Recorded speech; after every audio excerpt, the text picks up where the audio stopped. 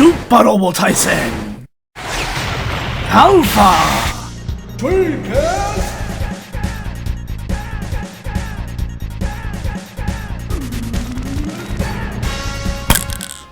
It's your boys, King the Giant Robots. Welcome back to Super Wars Alpha on the Dreamcast.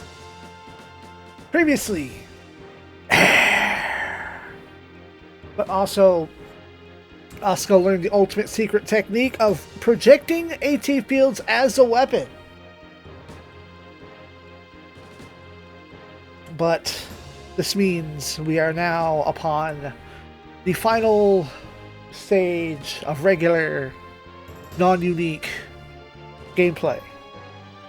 Ideally. We'll see. Probably. Let's go shoot a robot. Hey, Voltes, how appropriate.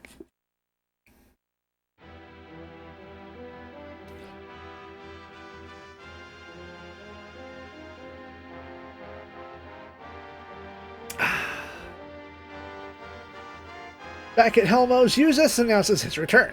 Rodeki asks if Levi has died. Usus says, well, she has, and notes that she was an imperfect psycho driver, and shit couldn't be helped. Rodeki states they can always make more like her, but Usus says that he's heard something troubling. Communication has come from Teitala's Fourth Fleet. Usus says it wasn't the Giants, but rather the STMC, since the Galactic Center was where the Fourth Fleet was stationed. Rodeki notes the STMC have finally gotten serious and asks if there's any influence on Balmar yet.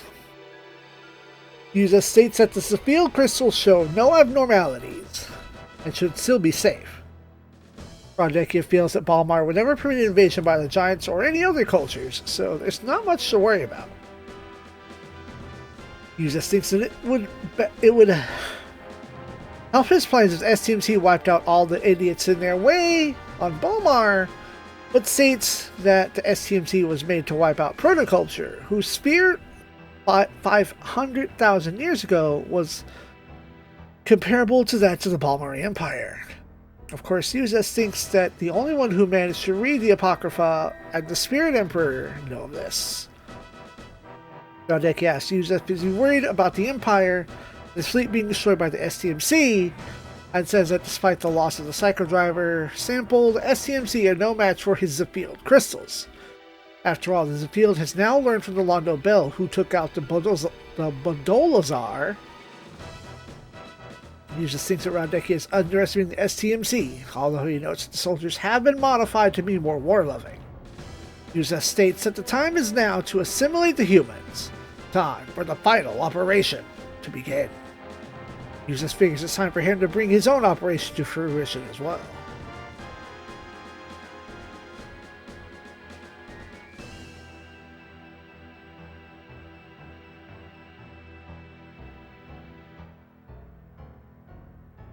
Heinel and Garuda are brought in before Rodeki. He tells them that they will be sent ahead to attack the SDF. Heinel asks what he means for them to defeat us. Our dudes, our squad, our team. Rodeki says that all they have to do is remove their will to fight, not defeat them. Garuda plainly thinks that leaving our many times undefeated squad alive is a really bad fucking idea. Stop that. But Rodeki says that he wants us all in his fleet. So Heinel is forced to admit that our squads are rather studly. Making our dudes surrender instead of going down in flames will be incredibly difficult. Garuda's not happy to be... Garuda isn't happy about being made to do this, and Heinel realizes that his men are just being used to buy time until the Cepheid activates. Rodeki notes that they seem rather unhappy, and says that he will grant their mother world's autonomy should they win. Garuda tells Heinel that he will not be beaten by the Boazon, and Heinel replies that it's his line, and he will surely force the Londo Bell to give in. Rodeki selects Oriana and Lee Kazarin to stay behind, which Heinel points out is akin to taking hostages. Rodeki says that that's exactly what they are since he doesn't trust either of them. He tells them to go with the fate of their mother worlds in the balance, and subject the Earthlings to the same fate.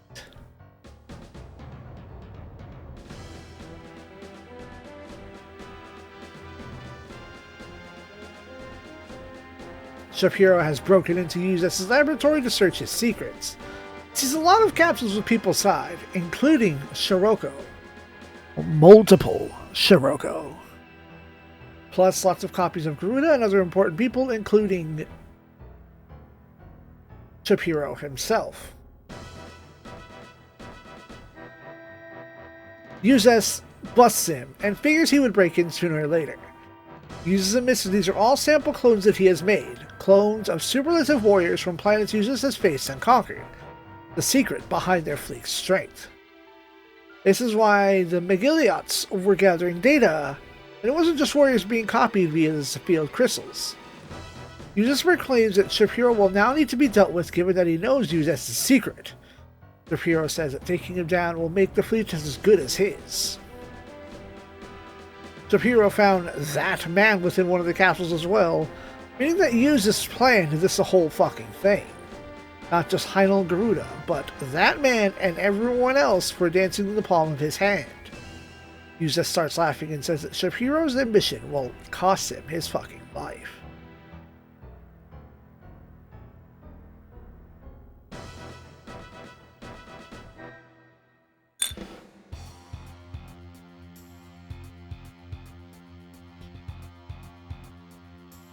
Oh, your eyes flicker. Nice.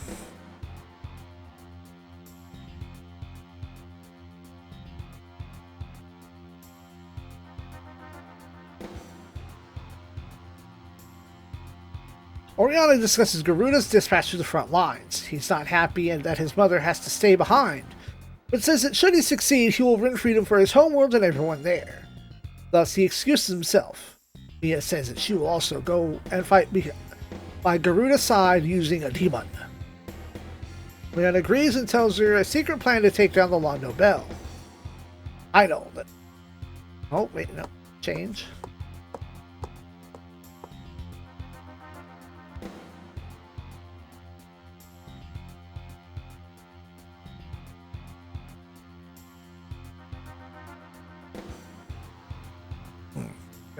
Idleton breaks the news to Kazarin and asks for her forgiveness for his operation, which will bring glory to Boazon.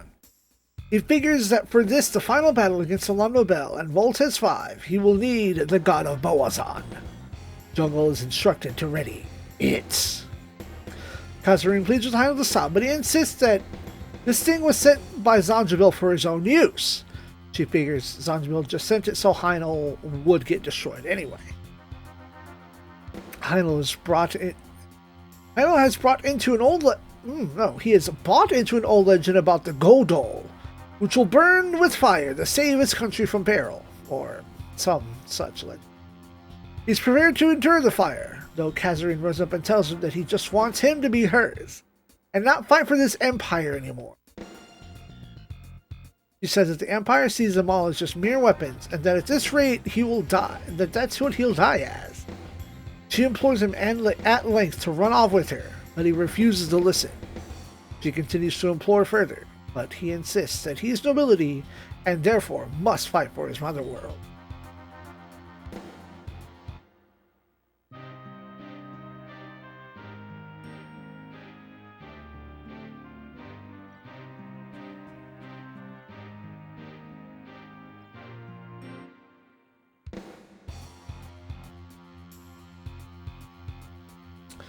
Due to the order prohibiting the Macross from returning to Earth, the civilians within the city are going to be stuck along for combat.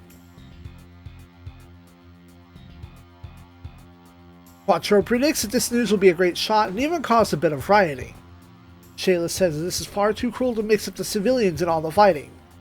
Quattro thinks that dropping them off at Axis won't be as good a substitute. Even Banjo's influence couldn't overcome the fear that the Earth will become the final battleground. Meaning that the Earth's top brass gives no fucks about the moon or the colonies. Quattro says that the Titan's founding makes it quite clear that the Earth sees the colonists as nothing more than that, colonists, and even now sees them as somebody else's problem.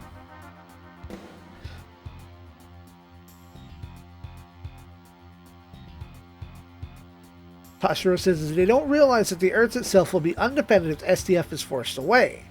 And Bright says that just to be safe, he stationed the non-military V teams and Getter team in the Far East area.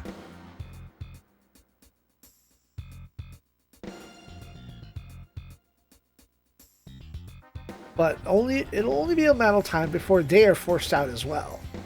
Misato's now feeling like she understands why Dr. Beyond despaired of the Federation when he founded the DC way back when. It seems like the Federation is no help at all. Mission now is what Rin and the folks on the moon will do. And soon enough, Rin himself shows up. Misato is pleasantly surprised to see the other Ava Bridge crew on hand. He tells them they're lucky to be stationed at the first ship and not the third, which always seems to get blasted away and go down in flames. Yeah, that happens often in anime. Maya asks what she's talking about, but Rin comes in to tell us that the Von Braun base will accept the citizens of Macross from the Macross. Bright asks if Von Braun can even handle that many people, but Rin says that there's a giant shelter put there by Beyond's forethought.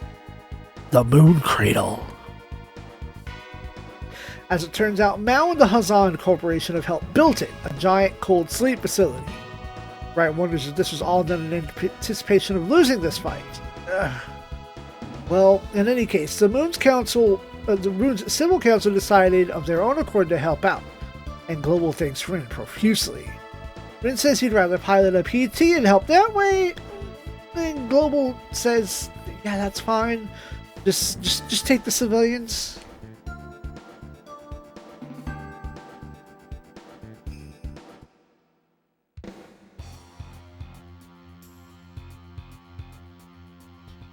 Rin learns that there's still no word from or Ingram. Banjo asks Valletta if she knows where Ingram might have gone, and she counters why he's asking her. I don't know shit. Banjo says he thought there might be a chance that she, as a participant in the H Project, might still be in touch. Valletta says that she's merely acting on his orders, namely to help us, in particular, the SRX team. She tells us that she doesn't care if we don't believe in her. And, well, Elle asks what on earth Ingram is trying to accomplish. So let's put Elle on screen.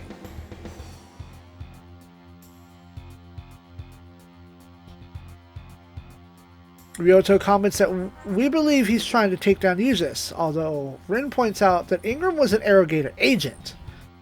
Ryoto counters that he really was being controlled by Uzis like Levi. He'd have sent us and Leona to use us long ago, and would have also killed Aya way back when. Does this mean that all the SRX people will be put into their machines just to take out Uzis? Elle comments that when she first met Ingram, she felt something like confusion in his aura. This may be him fighting against Uzis' control. Aya says she wants to believe in Ingram once more, that all this was just to defeat Uzis. Banjo says that in the base case analysis, it was a big plan to reawaken everyone's powers. Although it cost Leona her memory, we figure that's just what Uzis would have done. Banjo says that Ingram hasn't used his mighty Astranagun to attack us when he could have, multiple times, and in fact it was due to him that Drake and their hash got settled. He says that if the theory of using us to take down Uzis is true, that it means Uzis is that mighty of a foe. Both Ingram and Uzis are interested in Psychodriver powers.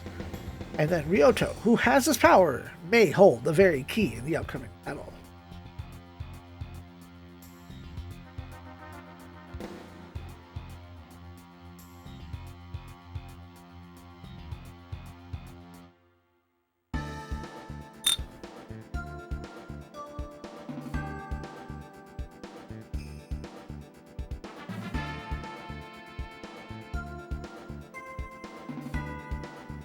Back in the Nambra connection, all combat machines are checking out okay.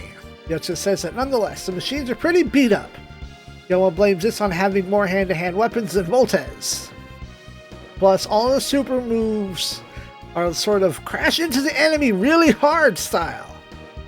Yotsu says he's not criticizing Hyoma. Nambra congratulates him on getting even more performance out of Combattler than had been forecast.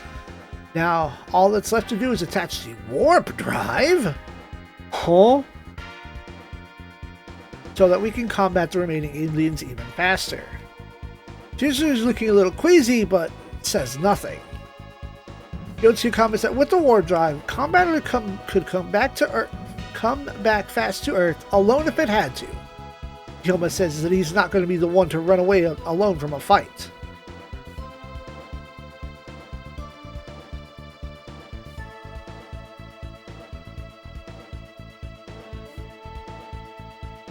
Nanbara takes Hyoma aside and tells him that, although Chizuru refuses to admit it, she's suffering from heart valve problems. If she doesn't have an operation now, her life is in fucking danger. Hyoma has to question why this was kept from him. Oh, here we go. Nanbara says that, of course, were she hospitalized, Kambrother would never have been able to fight. Chizuru hid her illness for fear of getting in the way of the others. Hyoma asks Nanbara to hospitalize her right away. Nanbara says that he's tried, but Chizuru says that she'll hold off until the battle is over. So Nanbara tells Hyoma that Chizuru has staked her life on this battle and asks him to understand her feelings. Hyoma counters if he is prepared to see his daughter die. Though Nanbara says he's been prepared ever since Chizuru was selected as a pilot. He continues that Hyoma and the others have their entire fate of mankind on their shoulders, that if they lose, there is no tomorrow.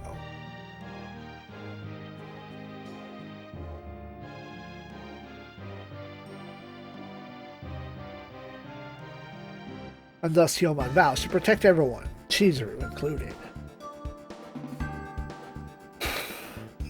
Over at Big Falcon, Megami is meeting up with Daddy General Oka. Oka apologized for making everyone worry, and Igor apologizes in turn for not being able to protect the Far East base.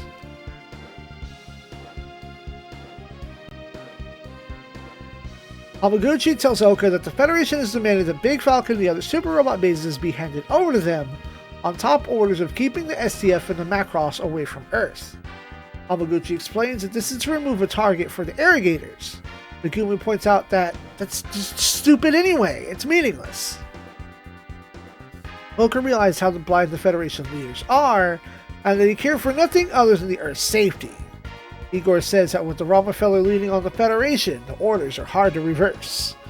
And Oka wonders why humans are still infighting each other, even this far into the game. Religious efforts will turn the tide of public opinions have so far amounted to little. Well, at the very minimum, the Far East must still be protected if at all possible. BTO has finished outfitting Voltez with the warp drive. Kentaro says he intends to go back to the Macross with Kenichi and the others. Kenichi says that he should stay with his mother since he's finally made it back to Earth. Both Kentaro and Mitsuru say that there will be plenty of time to living together after the battle.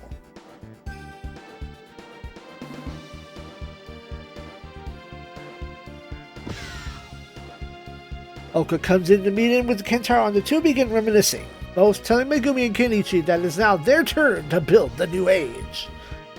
Kenichi vows to create peace in space with his own hands.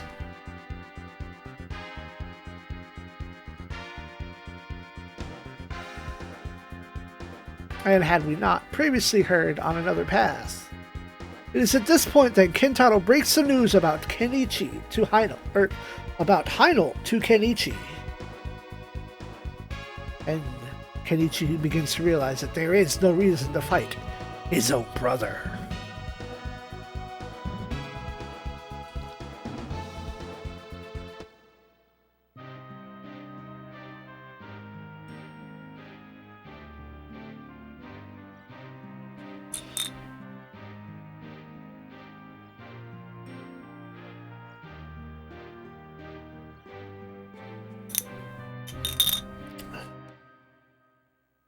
We're having the big space battle. Of course, there's a lot of dialogue to be had.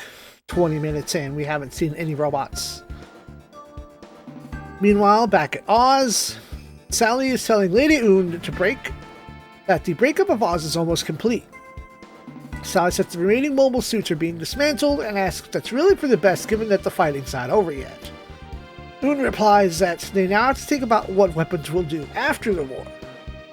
That even the SDF ultimately wins in space, the same problematic cycle will repeat on Earth. Before that happens, Oz has to return to its original form, which also Trace's wish. However, creation of the secret preventer organization to maintain peace will take some time. So, for the time being, Oz has to do whatever it can to support the SDF. Natalia notes that if the SDF loses, shit's over. And Lady Oon believes that they will win since Hito Yui is amongst the Londo Bell.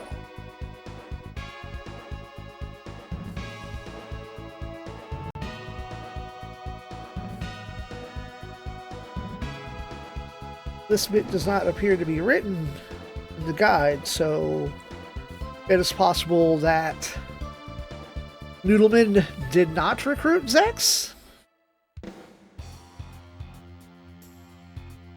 I think I checked back and I did everything I needed and I got all the points to get Zex. I won't be able to get Heinel, but back at Von Braun, it'll still take another 26 hours until all civilians are safely evacuated. And just to be safe, the Londo Bell are on patrol along with everyone else. Thus far, no problems, and the new Voltage's installation is on schedule. Unfortunately, that schedule is 6 months along, and it might even be too late by then.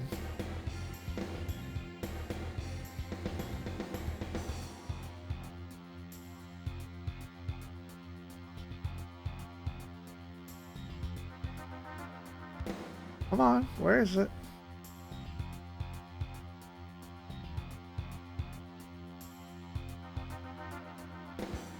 It's supposed to go bad.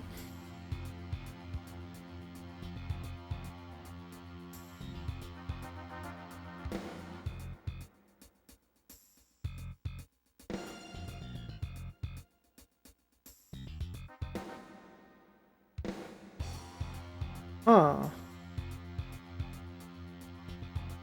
There's a lot of talk about Nerve. Maybe this was added for the Dreamcast. You do gotta set up for the extra route.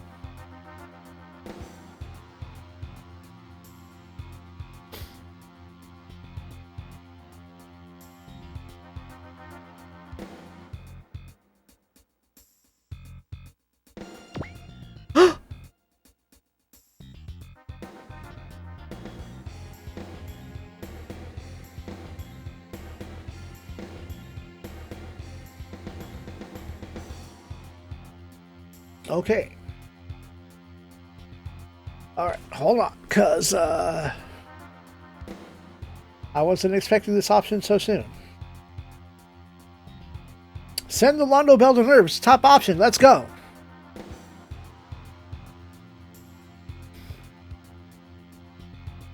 Okay, yeah, shit's going down at Nerve. However, this is the part I was waiting for. Something else completely different warps in. And whatever the fuck it is, it wiped out all the Valkyries and destroyed it in an instant. It's some kind of long-range weapon we've never seen before. It seems that the Arrogators are finally serious. And Global orders the Macross into emergency status. He must protect the citizens at all costs. He puts the transferring citizens on hold and pulls back the Londo Bell.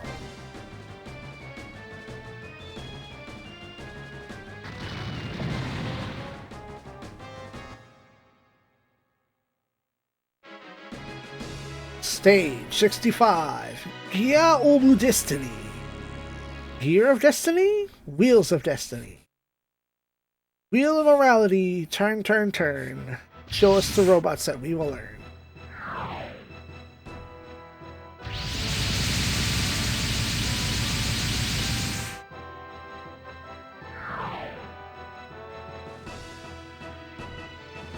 One moment. Alright, cool. I updated the translation guide that I'm working on, which is to say, I'm translating the next 4 stages. Oh boy. I don't plan on doing any more translations after this. It's just like, I care about this. I care. Anyway. Heinel's impressed with how flimsy the STF is. Youngel tells him that the Londo Bell aren't here, and Heinel states that while it's fortuitous, it's also meaningless without the Voltes on hand. He's going to wait until the Londo Bell arrive. He's not too worried about Garuda stealing the march on him, since he should be thinking along the same lines. Garuda, upon hearing that Heinel is waiting, decides to do the same and settle the score with the Macross after the fight is over. Mia's a bit dubious, but denies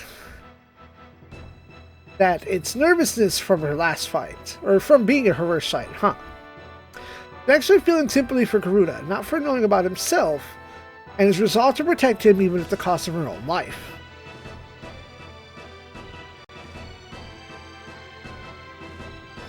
The Macross, meanwhile, is crippled and with the Londo Bell due here in 3 minutes. Shit looking grim.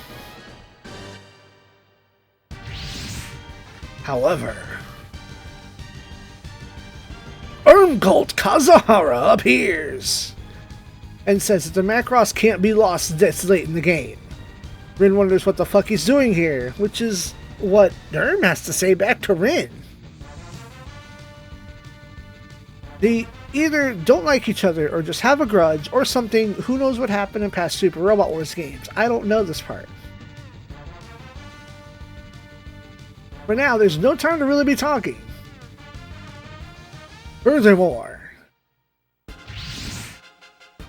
Musashi has finally recovered and gotten out of the hospital and shows up in Getter 1. He's going to meet up with Ryoma and the others and ask where they've gotten off to. In any case, all we have to do is prevent the enemies from entering the base. Rin realizes he can't lose face in front of Rin. And Musashi says that even in a modified Getter, it should still be good against the Arrogators. Time to show what two people back from the dead can do. Oh wait! Torgisu? Preventer Wind has appeared.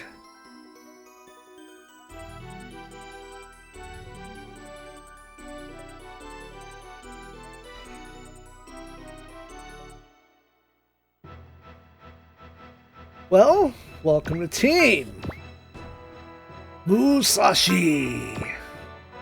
Shouting, Great Guts, Gain, Lock On, Hot Blood, and that's probably Sacrifice. Of course, you would be the one that has that spell. Let me verify this shit. Yep, that is Sacrifice. Which is sets the next attack to 3 times, which is not a cast of soul, and guarantees a critical, but the caster cannot dodge on this turn.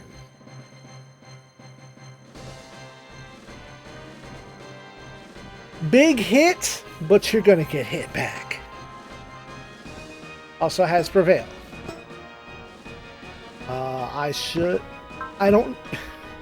He's here for now. I should get to keep him. Welcome to Team Irmgard Kazuhara, or just Irm will do. Focus, Flash, Axel, Shouting, Hot Blood. Irm got Graffiti Soul. And has Sword Cut level 8.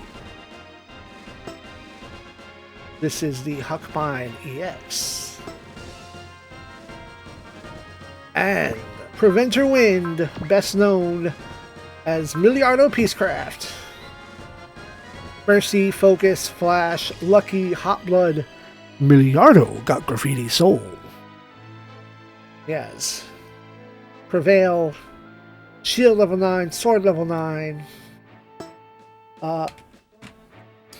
So the two that are probably the most likely to have double act really fucking soon would be Miliardo and Irm.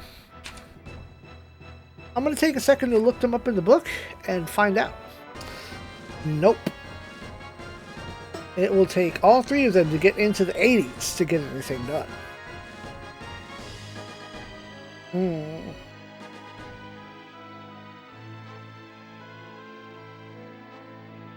They're not really moving either.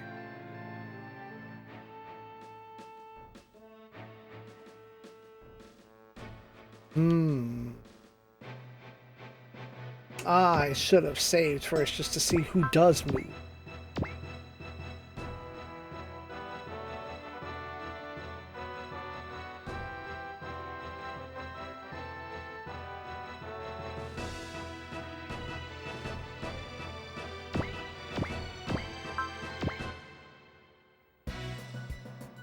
Okay. A couple of them move in.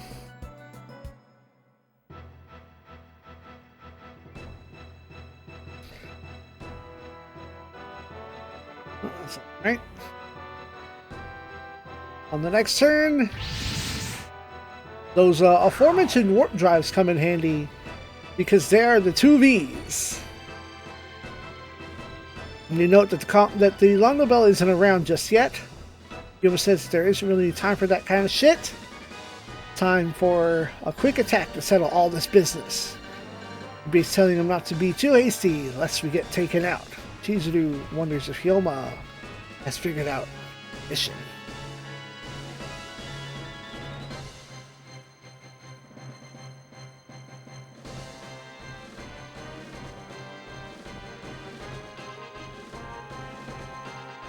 Yo, Musashi!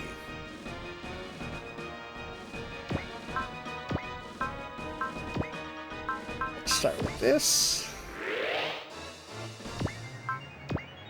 And this.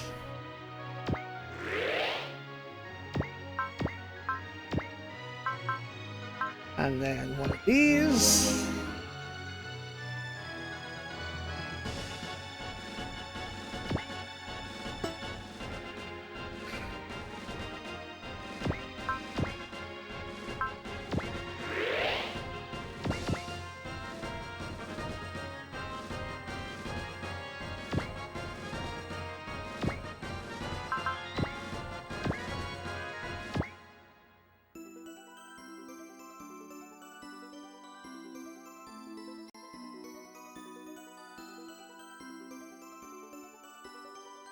お前は戦いに何を見出すのだ。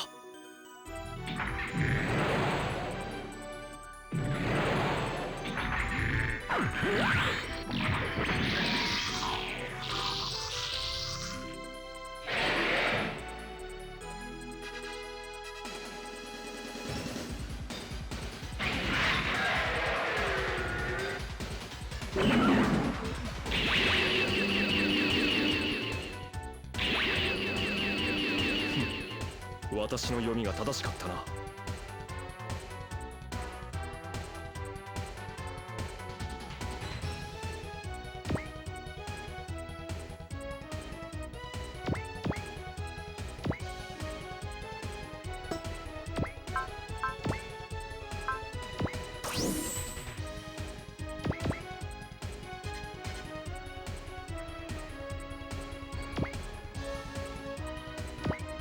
Okay, good. Get in there.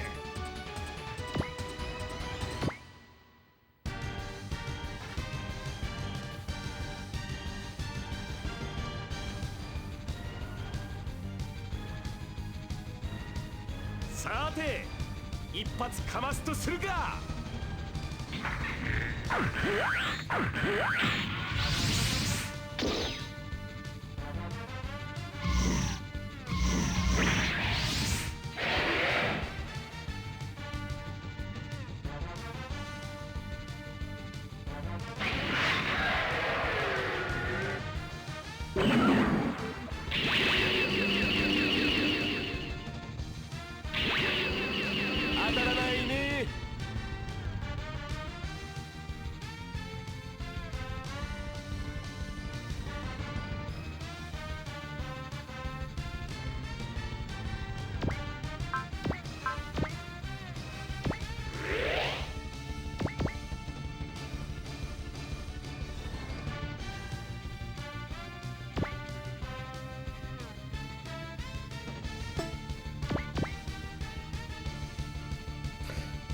Yeah, let's take care of these things up.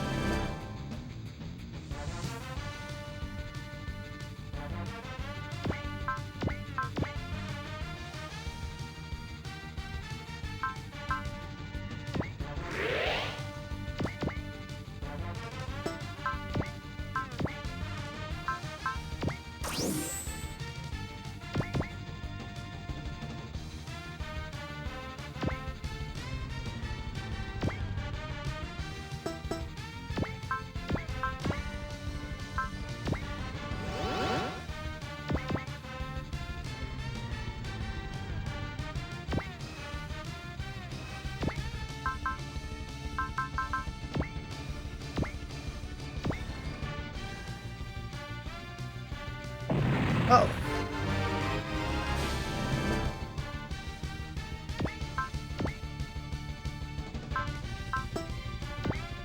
You know what? You can do some shouting, that's fine.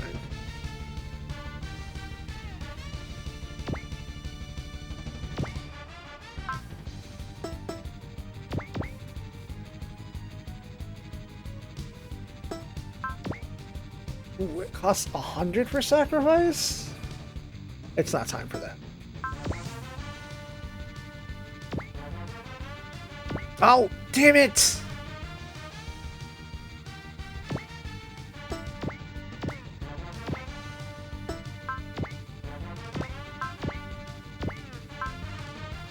You can't even cast any spells.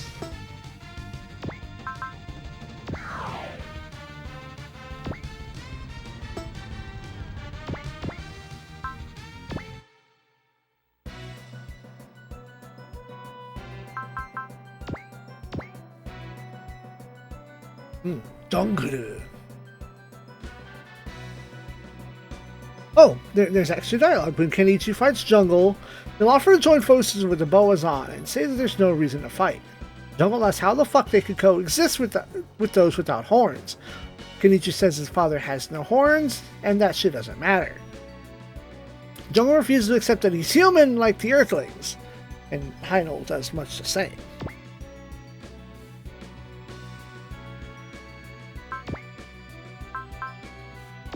Alright, Musashi, show me your moves.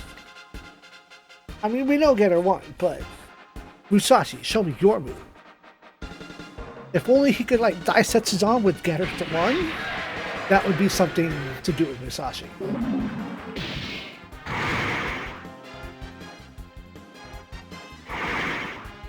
Oh, honey. I am a cut kill.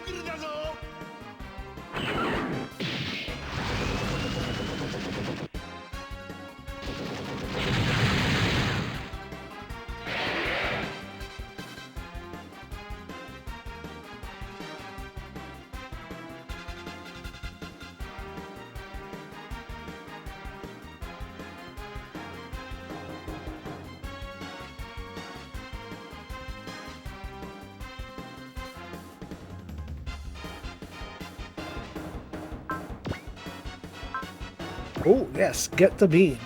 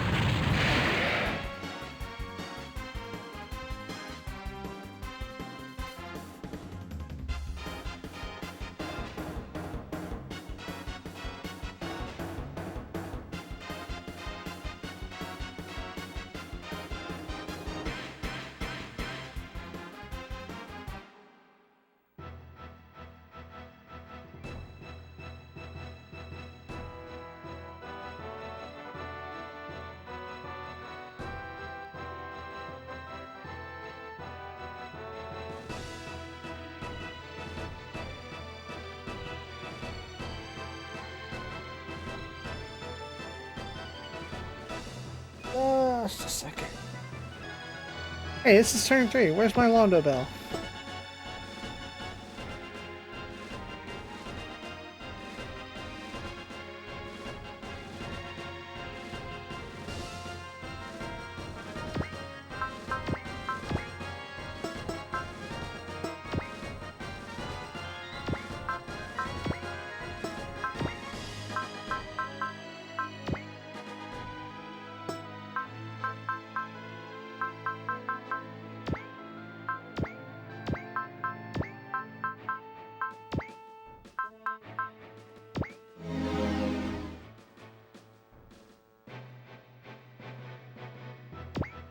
Oh yeah, you need to go.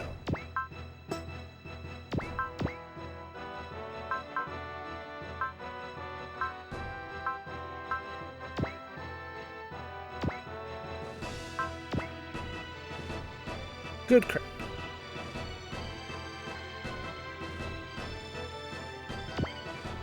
Cannot gun.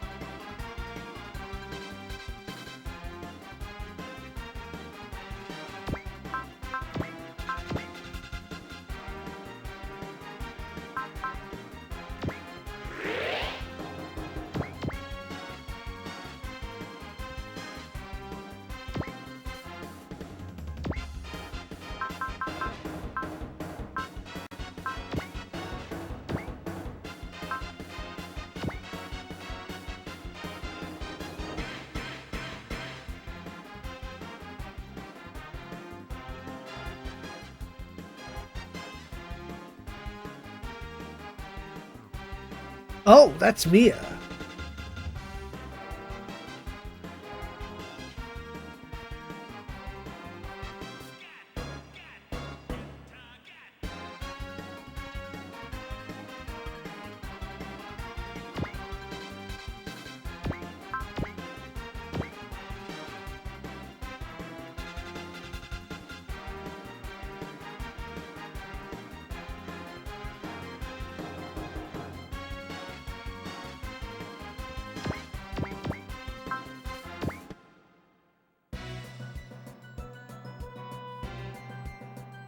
Alright, the book says turn 4. The guide says turn 3, which is wrong. Come on now.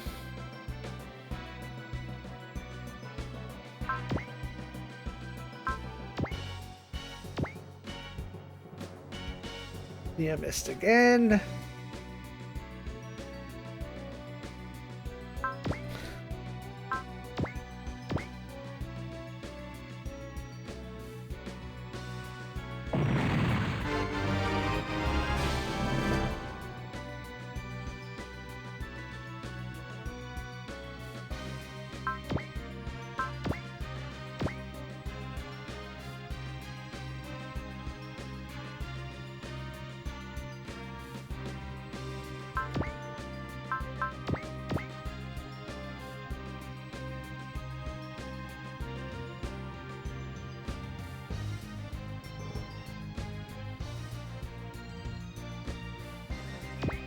Oop.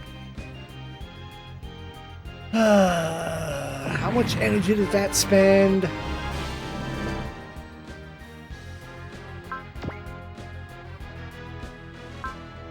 I bet that's what it was. I used Grand Dasher when I didn't want it to. Here's a perfectly good divider right there.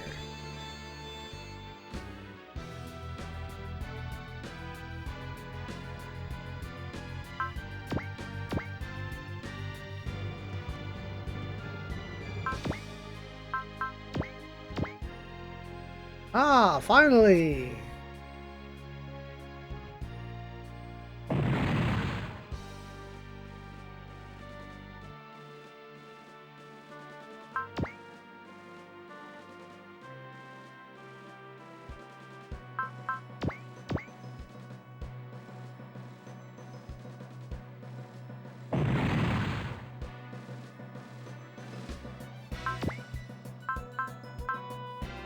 You can other.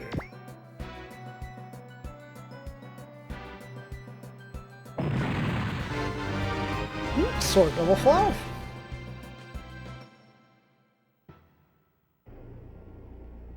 I get to pick my boat. Yes, come on, Shayla.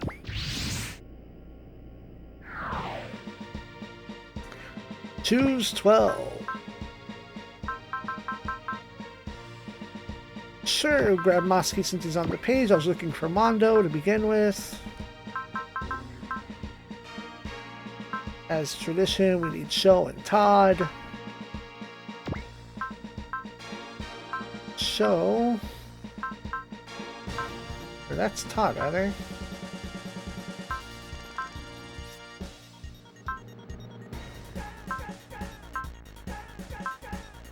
Show Zamaka.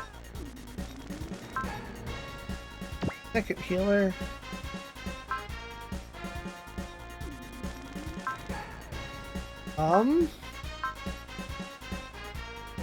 Look, I know I can't read Japanese, but I don't think it's that bad.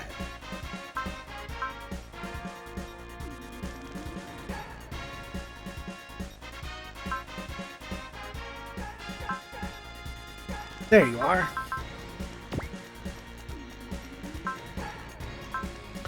Huh, weird. Also, Show and Todd are very much on the cusp of double move.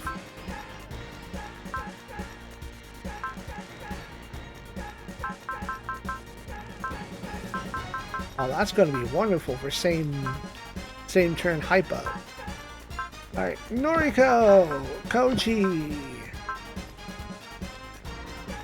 Shinobu, Team Getter, Team... I'm going to call him Choryujin even though that's wrong.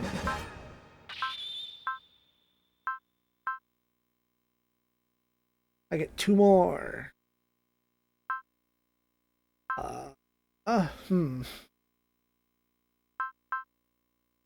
Brad Masaki.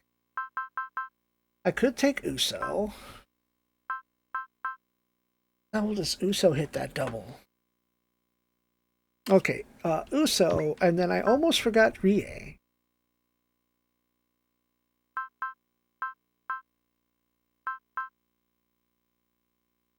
Rie?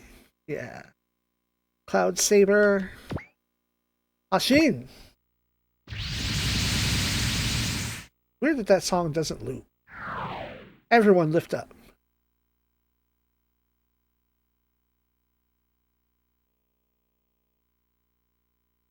Yo, there's the team. Geta won! What the fuck? No way. Hey, Ryoma Hayato, Benkei. Musashi! Yo! Wait, Doggy's 3? Is he on our side? Ally confirmed. I guess. Sexa. God damn it, you scare me all the time. Good to see you again, Noin.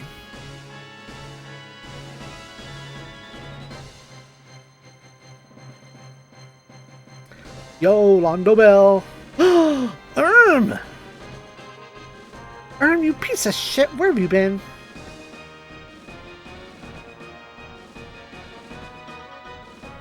And then, oh no, Chizuru's starting to feel it. And I don't mean the cosmos. Alright. I know with morale. Damn, I wish you could move twice. Oh well, let's start with... Are you on the... No, you're not. I was going to say, are you on the ground? Yay! Pop off! Everyone gets morale!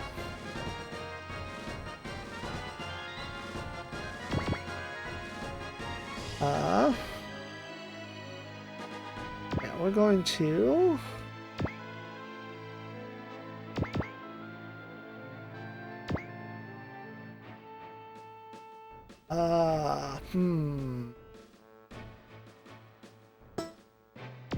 Oh, here's the move.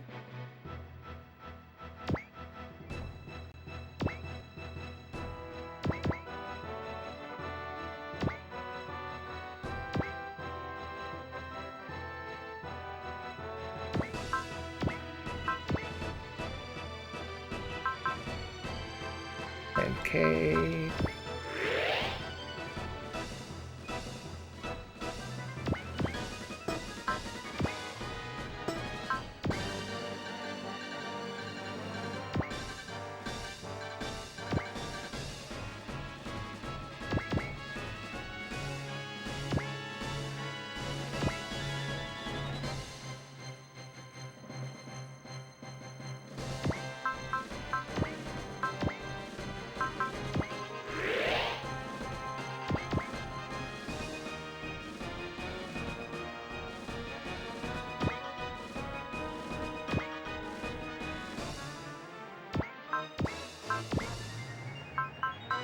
Yo, go twice? Act again? That's nice. Oh no, I can't cast both of those.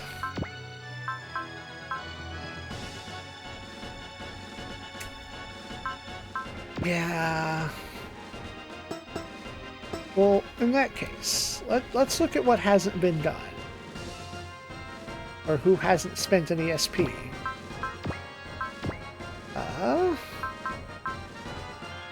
You've earned enough to go again, so let's... No, I'll use Mondo's. You know what? You're gonna act twice. That just means a loss of 10. Yoma, Yuzo, Daisaku. Everyone spent a little bit.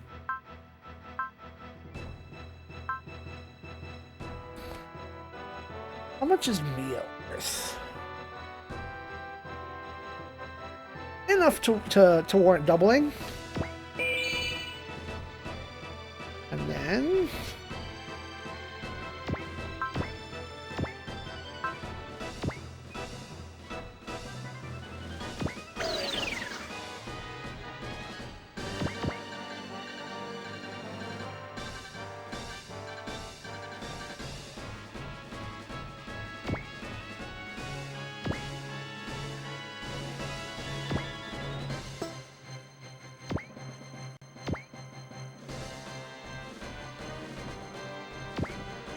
Yep.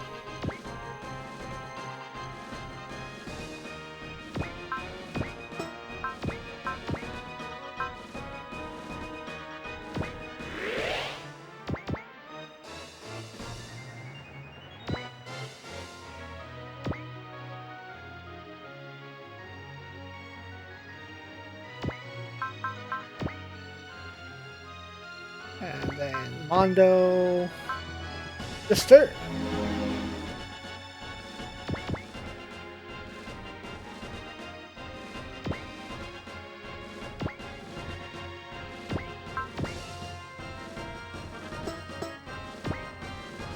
I think you need like a level or two to get your other spell.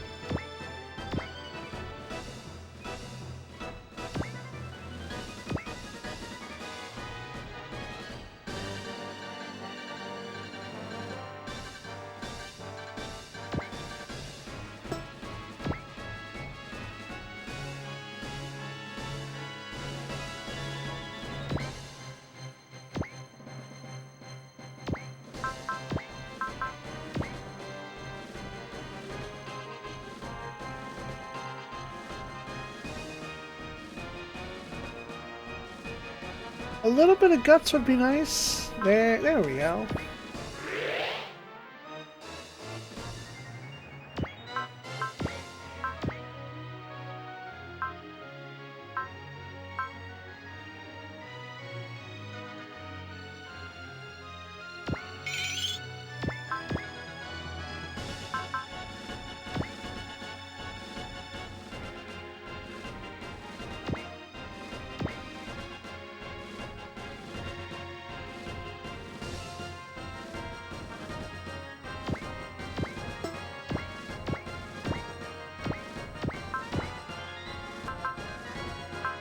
Still?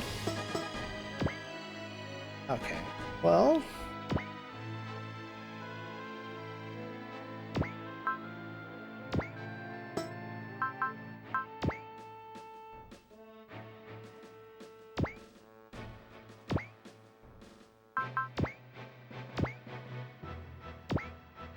Oh, come on!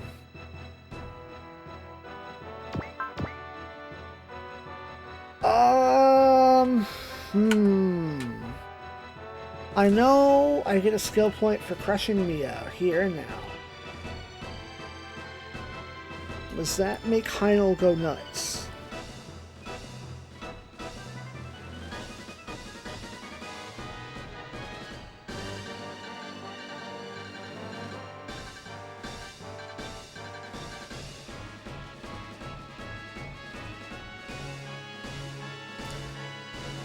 Shoot down Garuda or Mia, enemy reinforcements will appear. If you shoot down Mia while Garuda is alive, proficiency 1.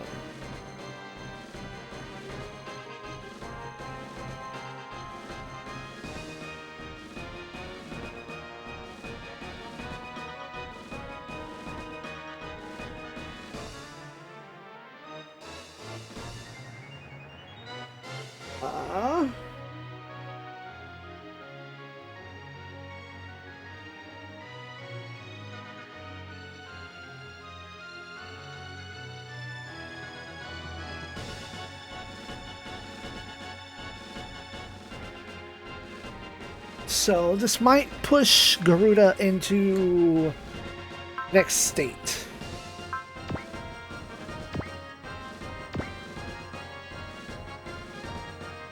Boom. Mia! Let's see. Take out Mia with Combatter, and she'll tell Garuda that even though she is a half-roid, she still loved him. He yells for her to not die, but shit sucks. She's down. I didn't even look at your robot, Mia. I'm sorry.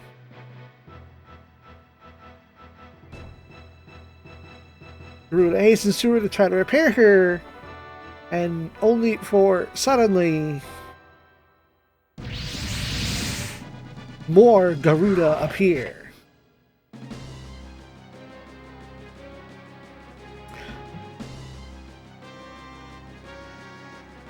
Yo, what the fuck is this? Oh no.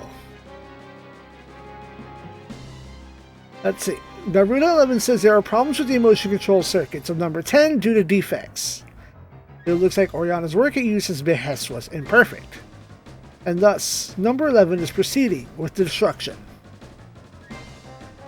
Garuda begins to realize he's just a robot his mother made for Yuzes, and kind of starts to have an existential crisis. Who wouldn't? Then he begins to lose his shit, laughing. He tells Mia to laugh since he is the same as her, and had he realized sooner, he could have accepted her feelings. But it's all too late now. He tells Mia that she is the only one that truly loves him, despite his being a fool, being used by the Empire for its own ends.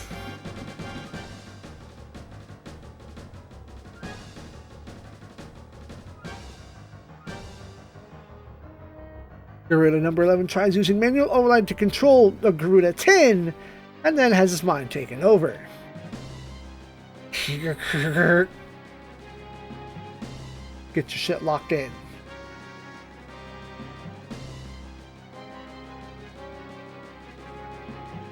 Yoma then starts going nuts since he realized that Garuda isn't fighting under his own free will.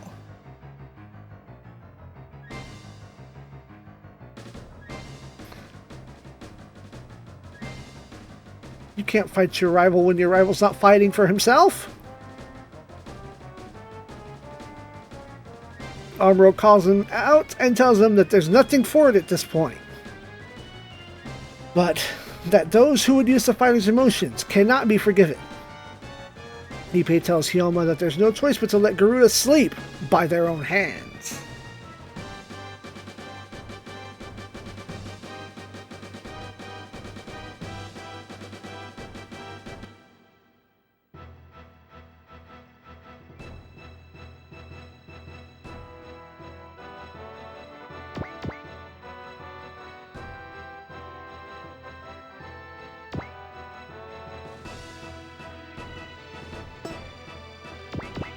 I should probably worry about these guys.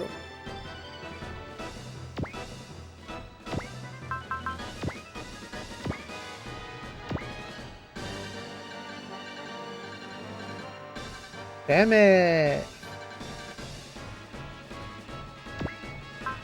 Oh yeah, I was waiting.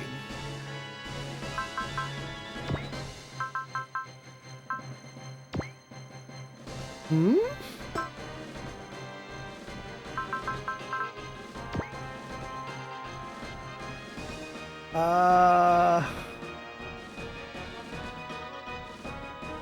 No.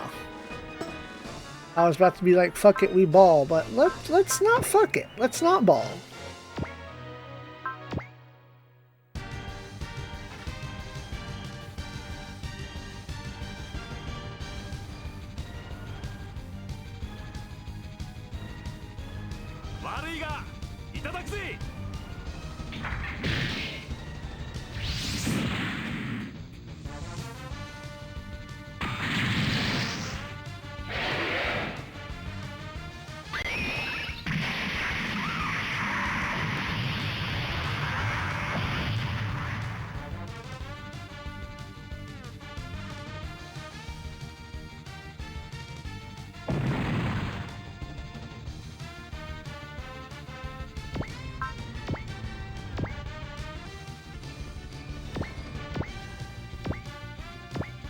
Oh, so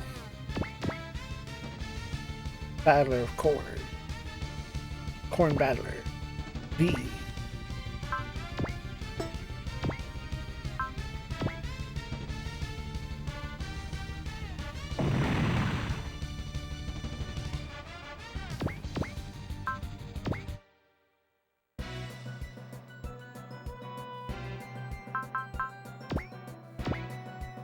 Thank you! Finally, you missed!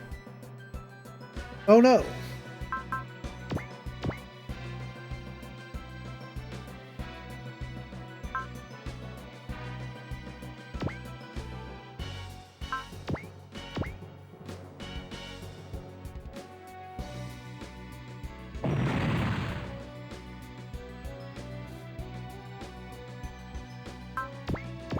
No!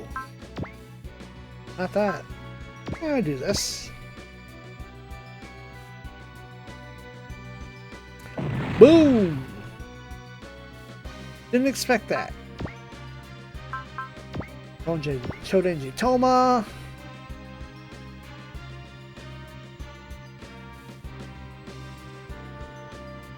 Ah, there they go.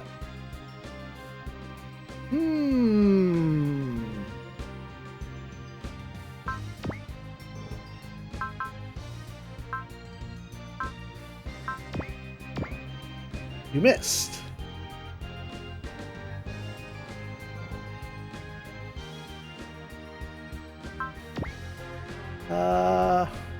No, you're not.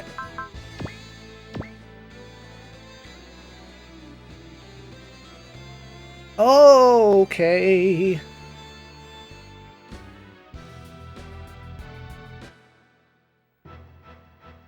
Okay, yeah, that tracks. All right. The hypening begins.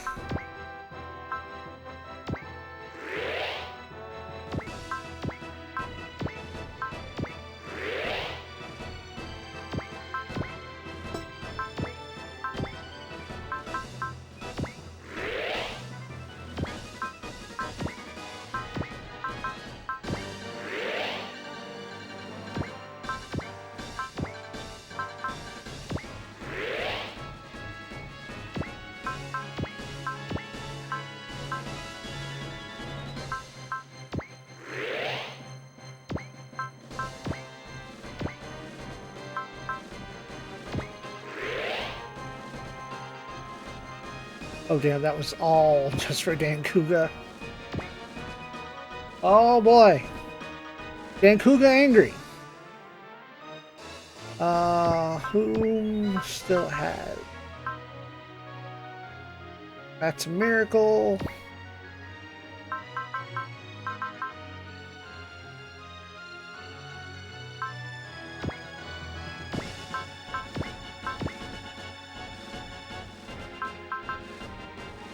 Okay. Dump that on you. You got a little bit.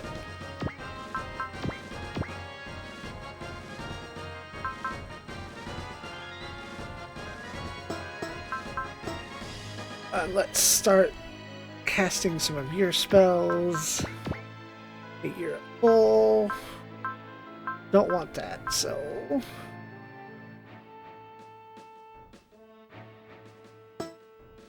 Kenichi. Ipe. What do you got? More guts. Daisaku. No, Daijiro. Awaken. Oh, that's 40? No, we can hold off on that. Megumi. Could give SP to someone.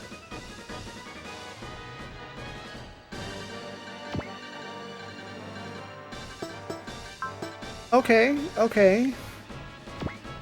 Number one case of fuck it, we ball.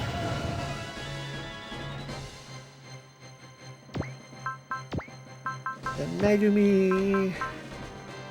And give this to y'all.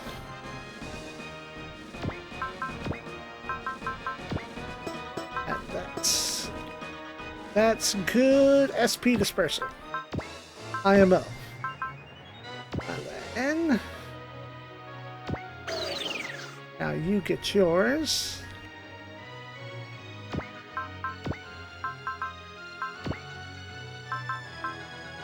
Enjoy that disturbance. I don't know that I'm even allowed to convince Heinel, but this is a case of fuck it, we ball.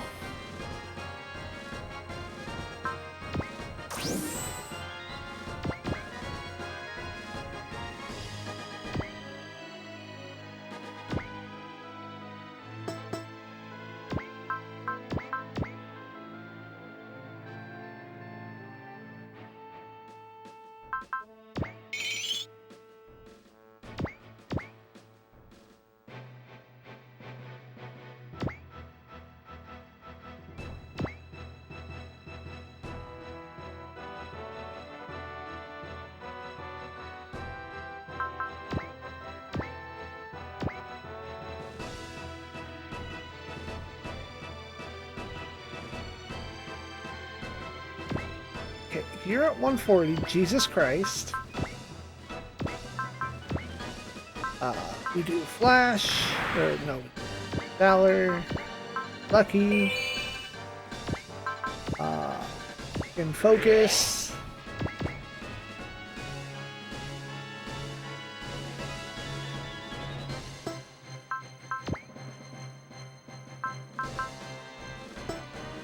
That's super crit.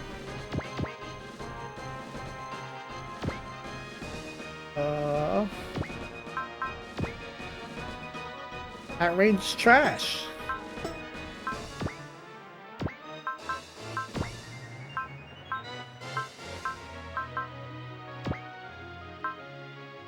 Oh.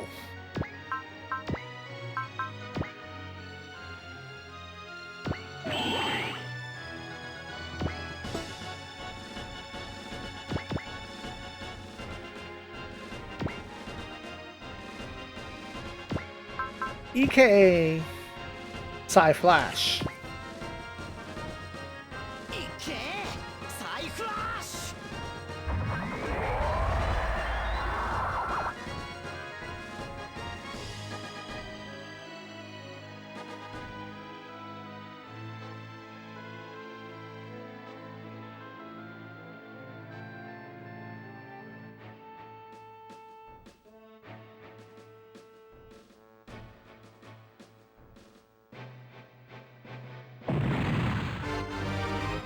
Okay.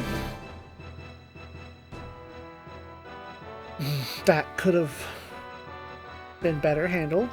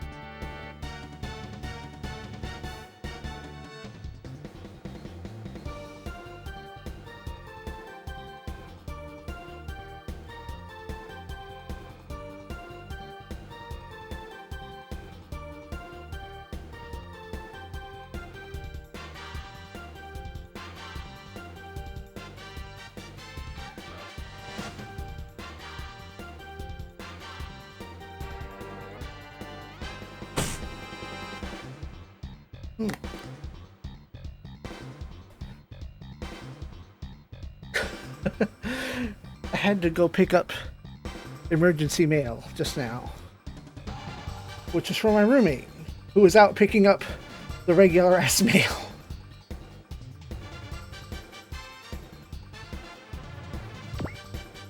Oh, my good sir, you're almost dead. Dango, how much are you worth? 100 thou, huh?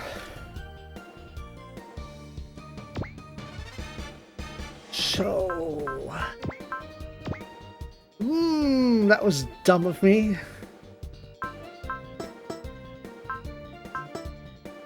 Who has luck? Across.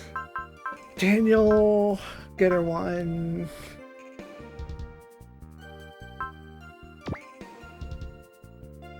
You might be too far.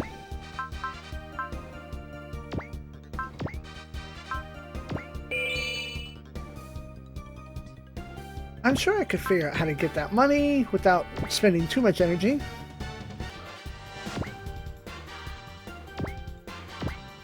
Alright.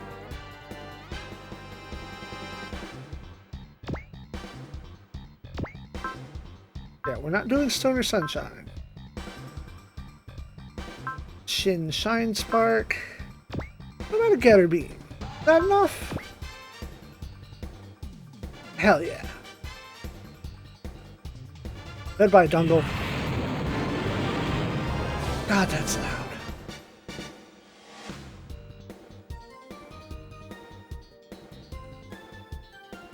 Cool, that's handled. Rie, go put in work.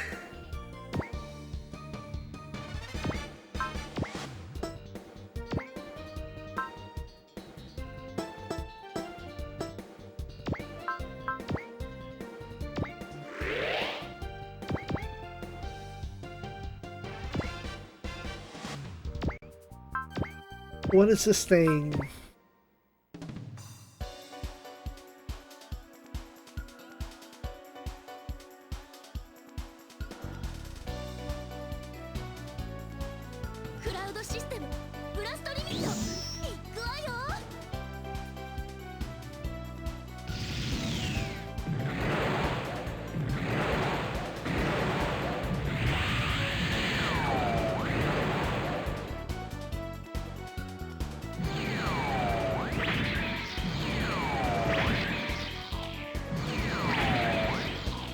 I don't know what you are.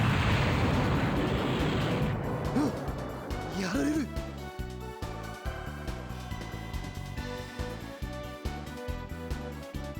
なめるな。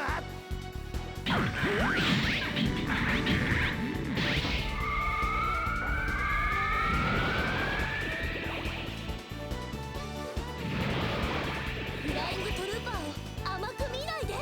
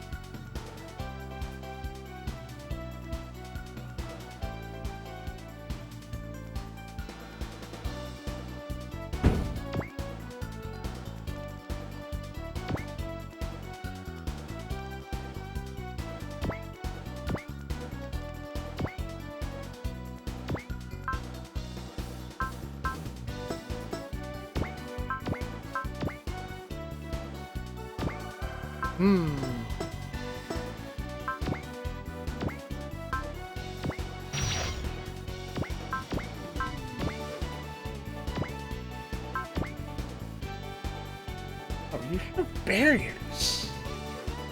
Well, what kind of barrier is that?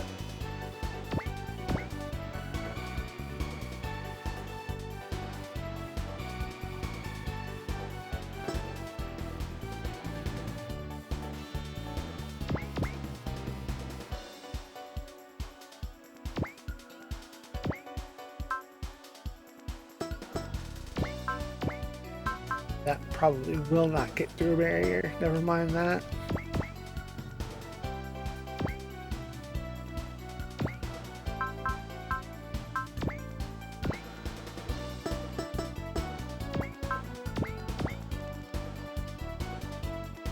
There, lock on.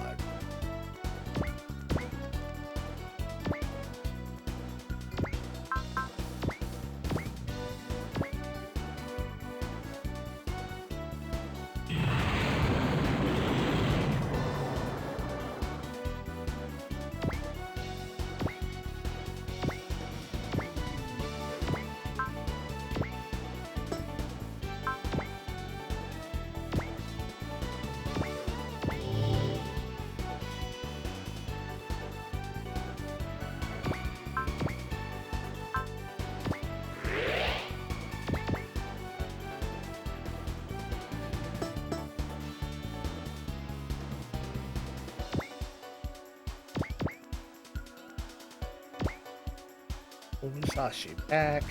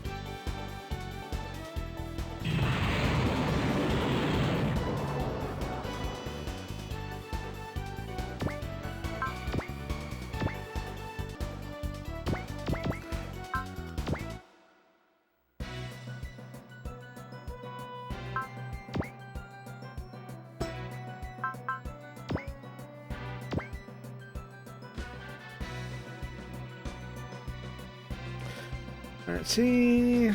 I guess the same conversation. Kenichi probably tries to convince Heino to not fight. Not happening. I'm glad I defended. Jesus Christ.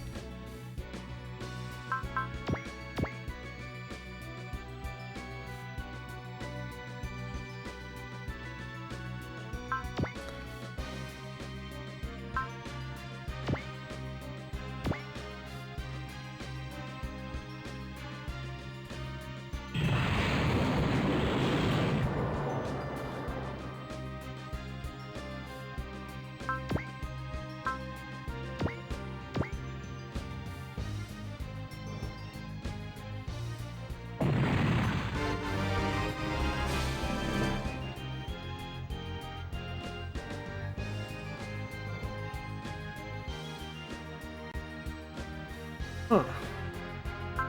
No chance, that's fine.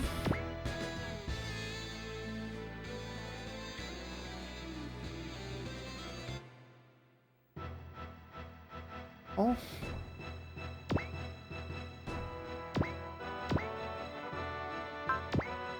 No energy recovery.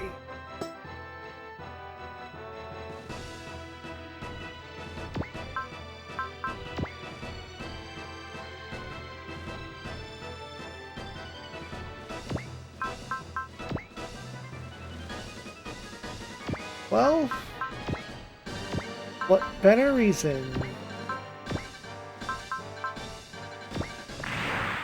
to use Graffiti Soul? All these idiots mapped up right here.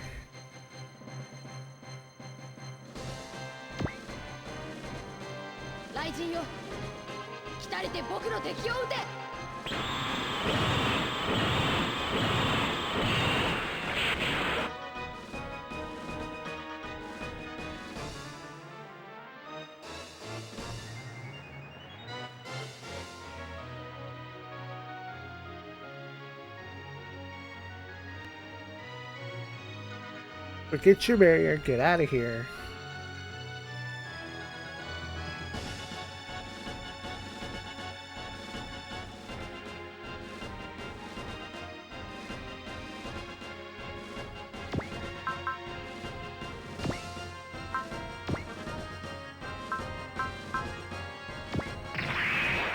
Going twice.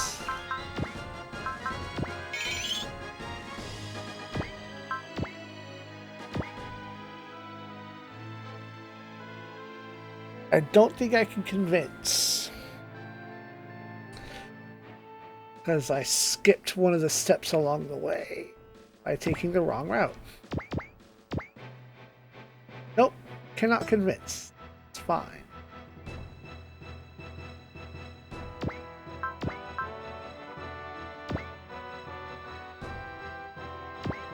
Out of range.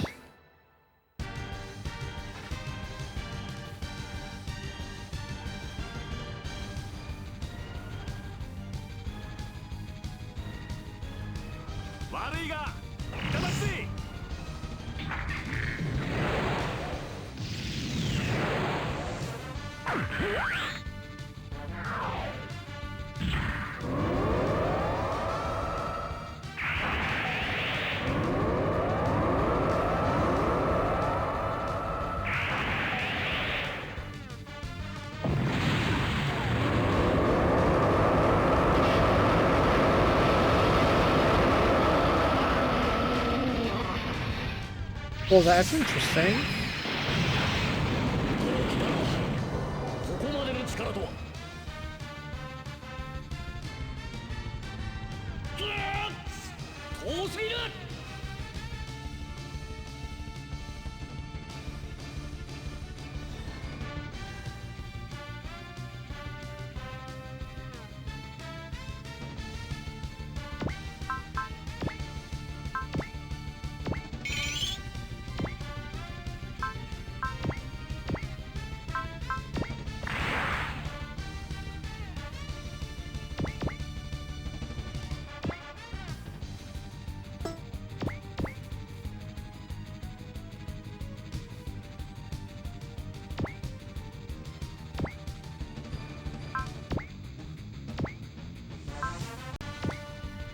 Stoner Sunshine.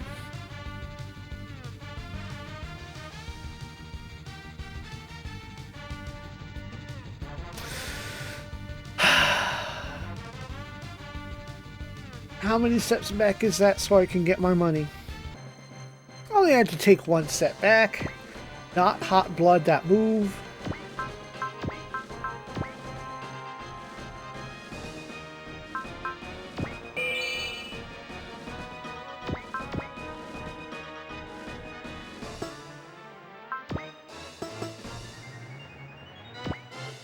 $9,000. And we can't convince. No, I don't need to awaken. Get that gain. Get those gains. And hearsay from word of mouth is the further you are on a ranged attack, the stronger it is. But the closer you are on melee attack, the stronger it be. Ashin.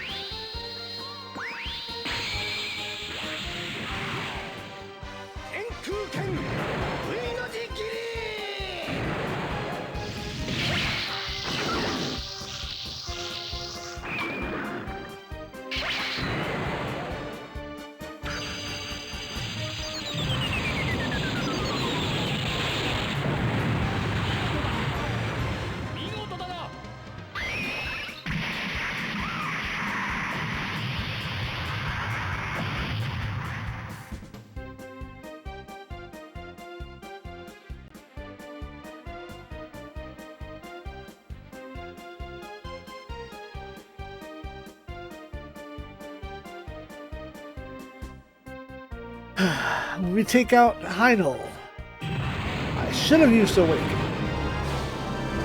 Get 5 levels off of him though. 20k.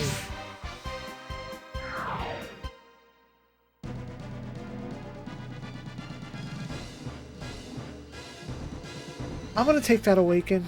Fuck me. What? I should have paid more attention in my book. Okay. So, take out Heinel, and he was replaced by God Guardian Goldon.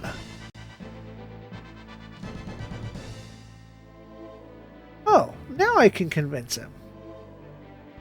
But I don't think I can. If I search for Heinel,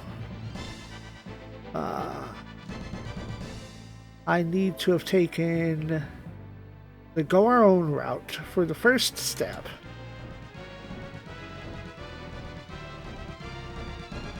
Yeah, that the first step would have been get that, and then further on. Yeah, no, sorry, Idol. Time to delete you. In any case, the Goldon tells him that it will defeat the Boazon's enemies in exchange for the pilot's own life.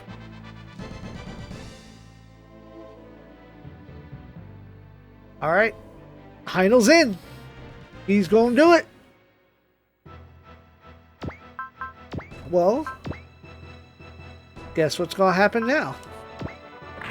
We're gonna hot blood. We're gonna not get hit back. Okay, it's still active, that's fine. And we're gonna swing the sword again.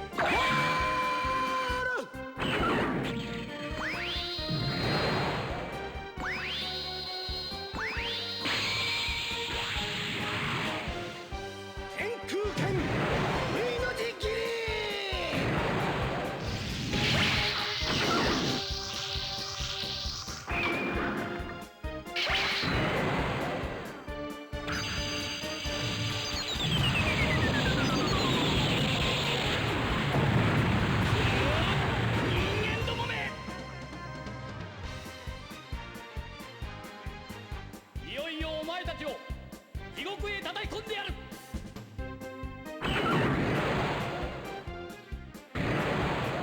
危ない。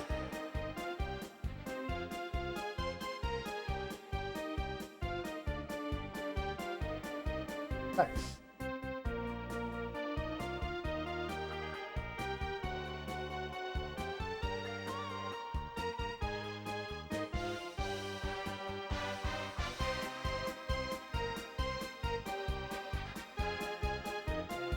Alright, now...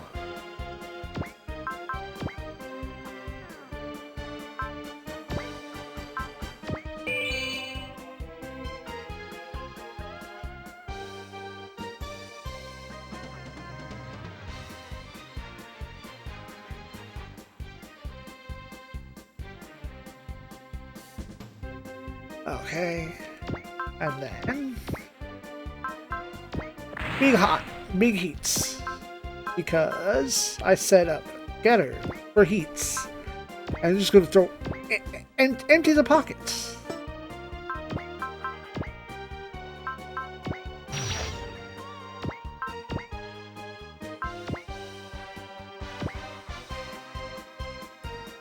This should do it.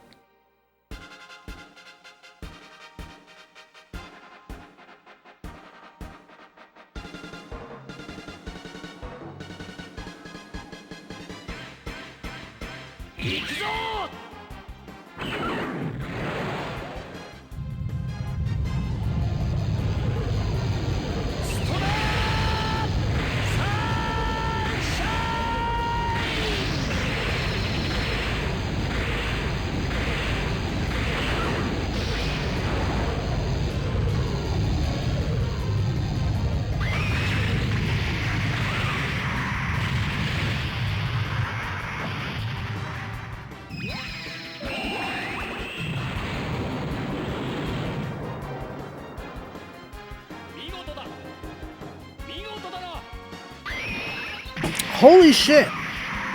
That was nearly all of your HP by itself. Let's go get her. That's what you get for maxing out Stoner Sunshine.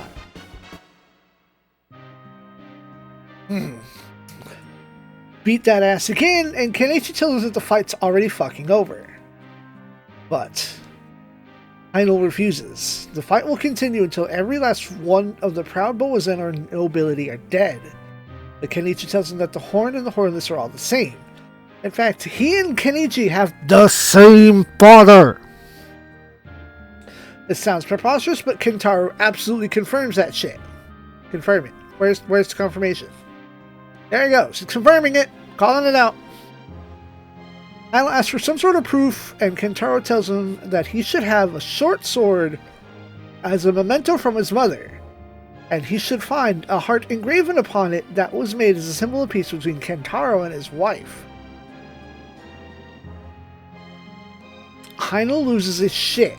Holy crap, he's right. And Kentaro tells him that Zu Zanjabil tried to rob him of his birthright since he is Kentaro's son. Unfortunately, it is too late for him, even as he finally calls Kentaro Tosan.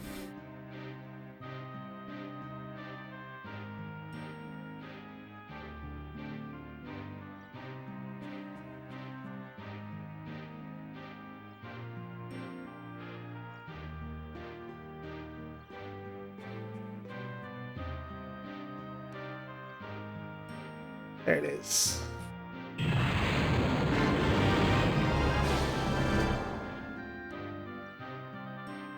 I know.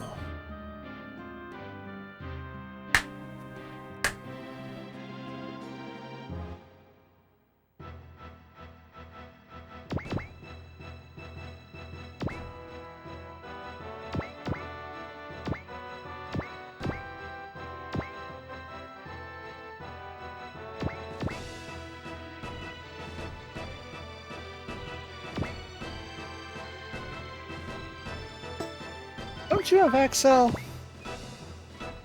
No, and why not? Zex, you're a weirdo.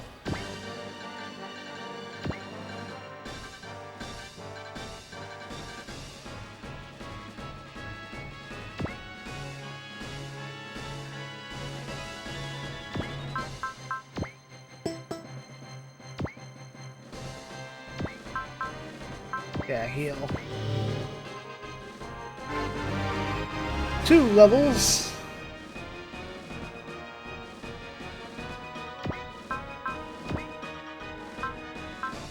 Voltez. Try to have Mondo meet them in the middle. Mondo in the middle. You have enough energy, you could do it again.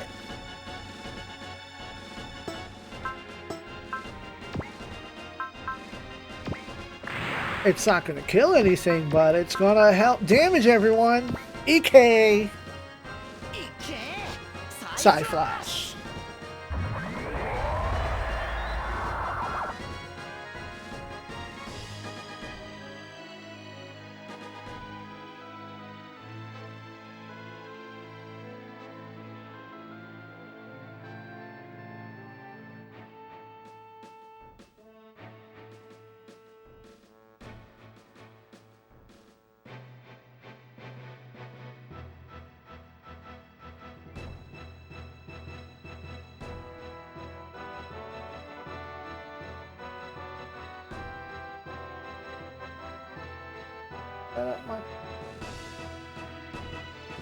Catch up on current and modern anime. Bang Braver, and why aren't you watching it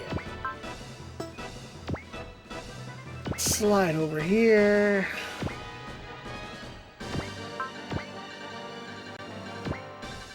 Oh, really?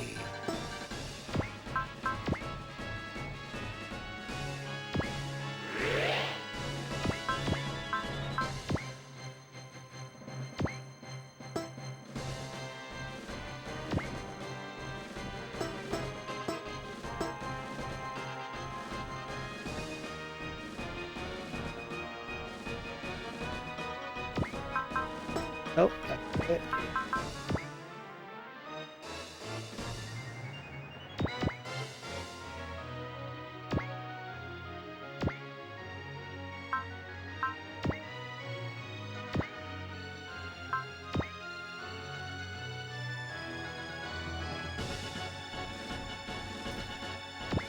Is that the original? No.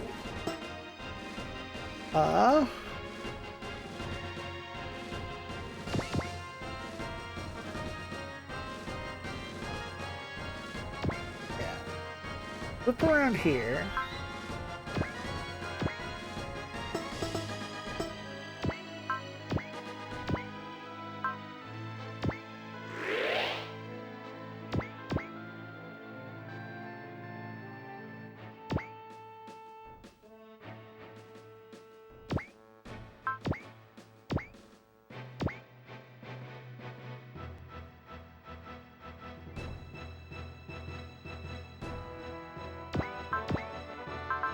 Sashi. Come on, bro. Lock that in.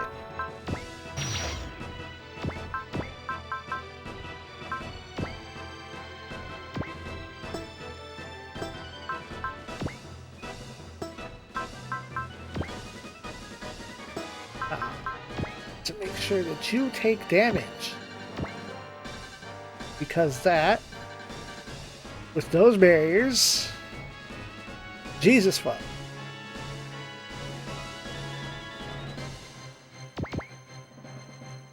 Get over here.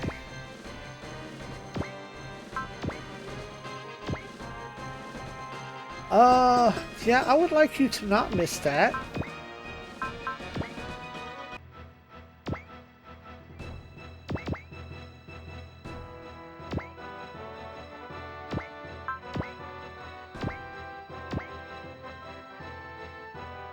No, thank you.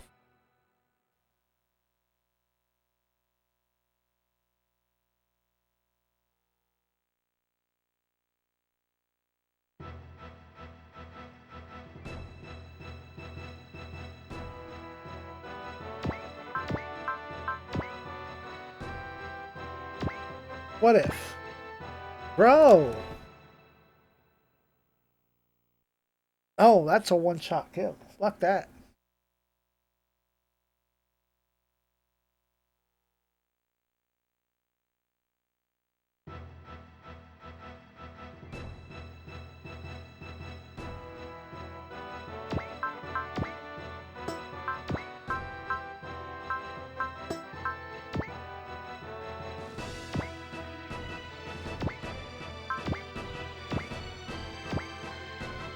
How was the gun with less accuracy modifiers 1 point more accurate?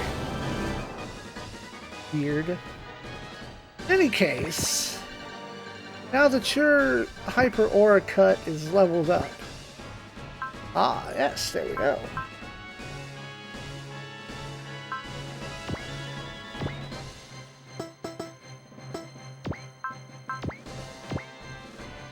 Whoosh.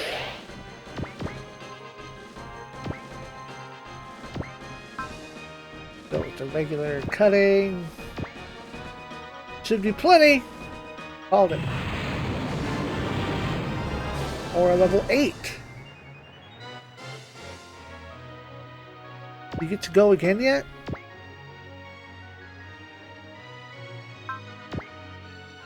You're at Ace. Level 60, you should have double, but I guess that happened after your turn was over, so it's not valid.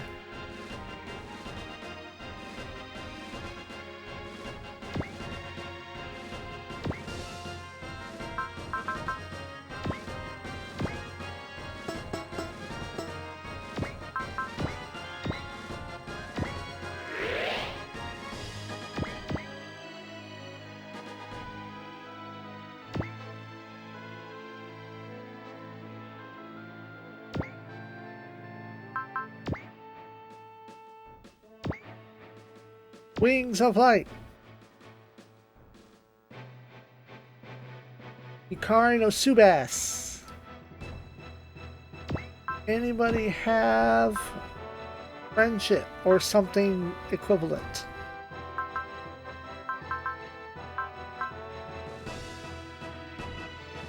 Why can't I see it? There it is. Yes. Do that. That will save Getter. Or save Musashi from an unfortunate fate yet. Flash. Throw this yo-yo. Damn it all. Fuck that. Is this the original that hasn't moved? Okay, yeah, alright.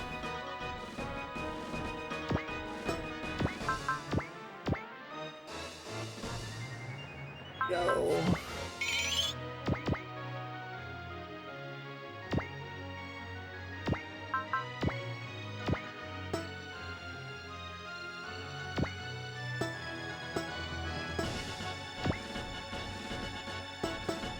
Come on.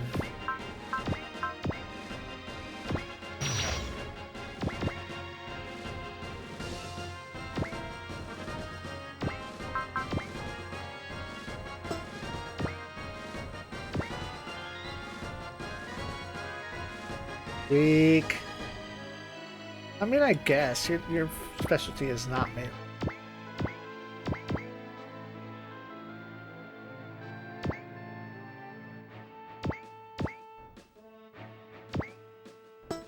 Better be safe than sorry.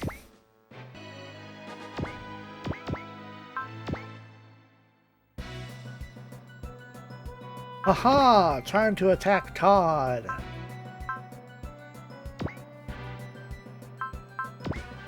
Catch this double move. Boom! Be gone.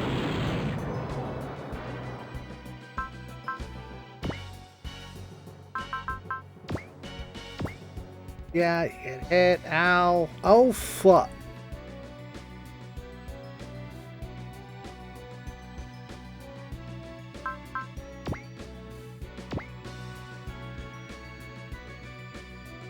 Well, that's a problem. I knew I should have saved. Good thing I did. Okay, let's try this again. But defending the whole time.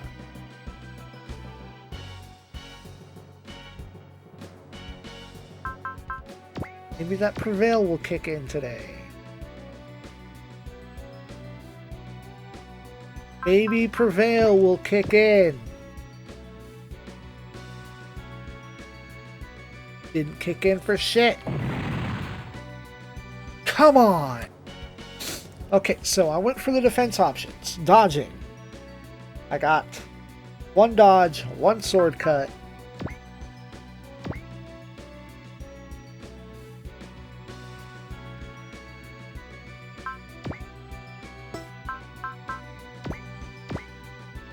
And another sword cut. Let's go.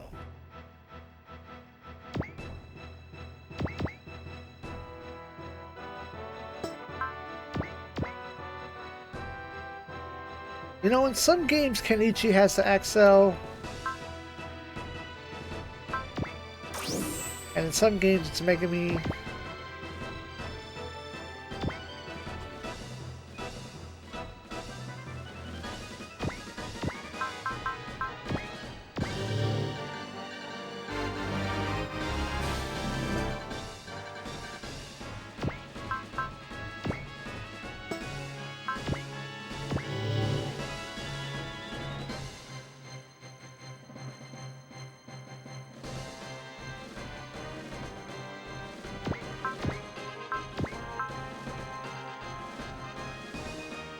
Or not.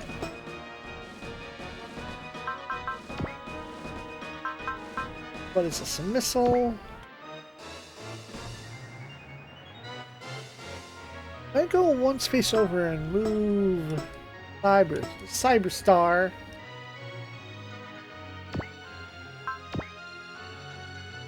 Don't have any good potions. Have that though.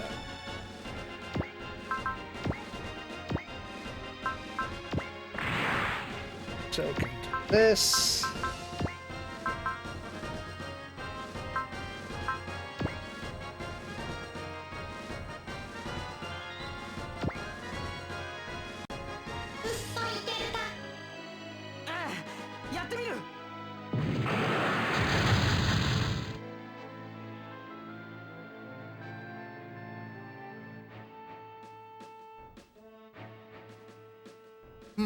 Piddly. Worthless.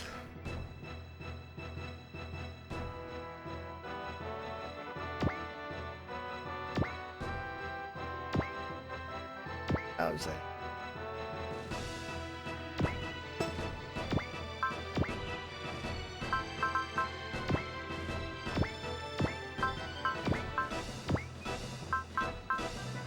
Last one.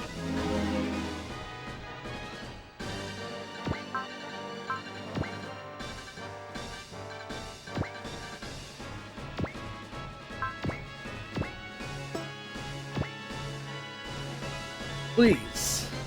Thank you. Hell yes. Musashi, just get on the boat.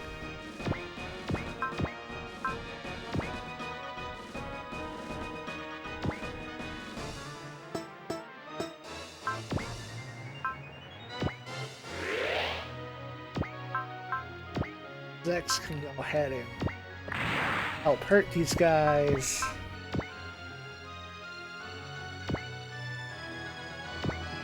Or delete them, whichever. I called that seconds before it happened. It's fine.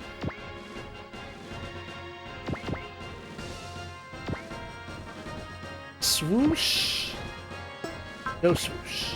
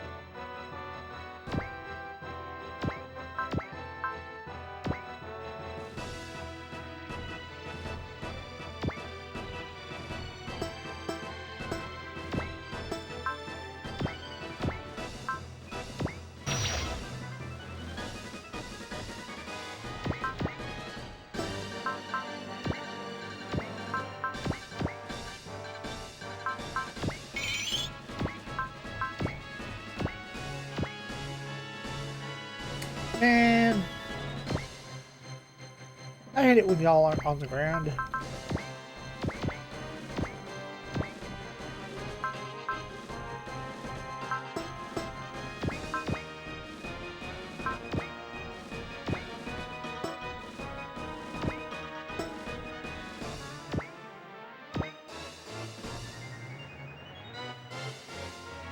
Excellent.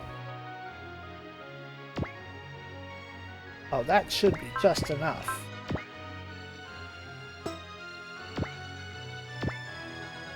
And a crit, let's go. 3 levels.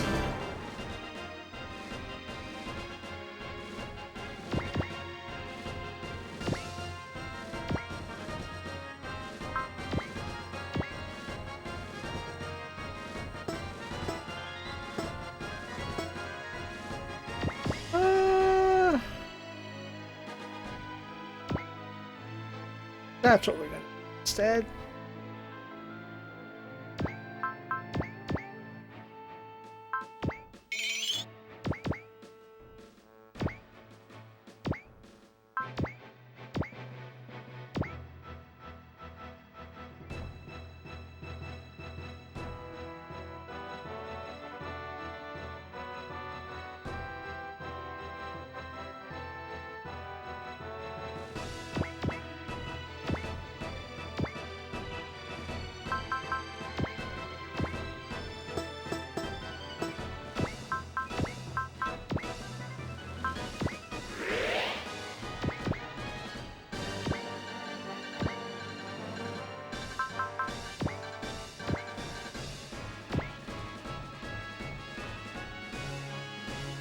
Damn. Come on.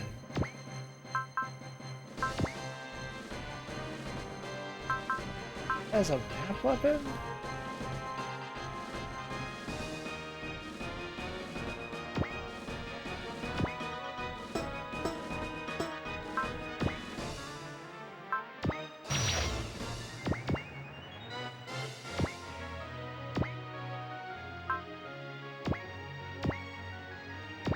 Get out of here.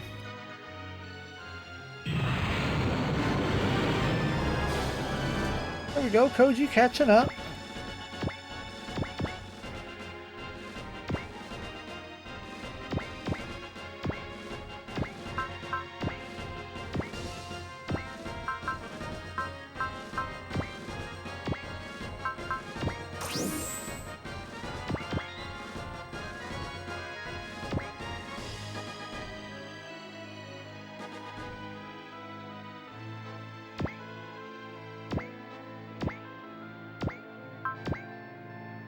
I don't know who Garuda's gonna go for.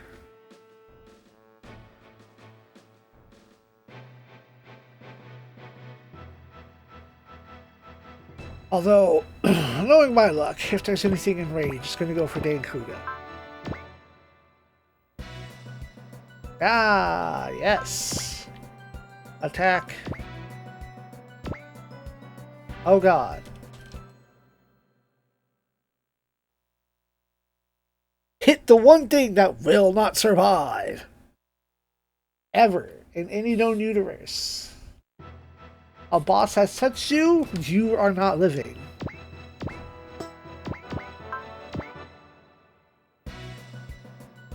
Try it again. There you go.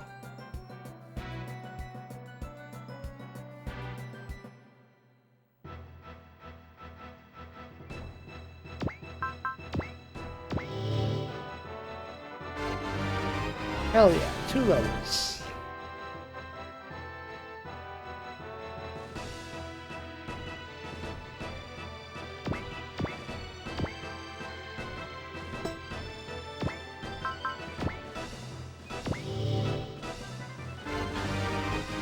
Hell yeah.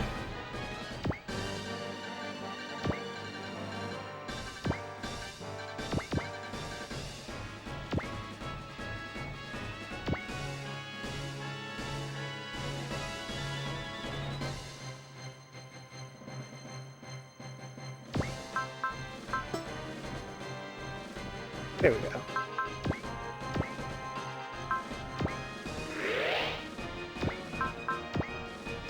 Todd, use graffiti sword. Not from that square.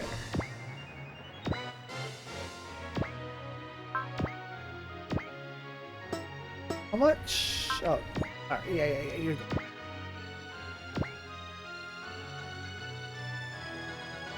Jesus!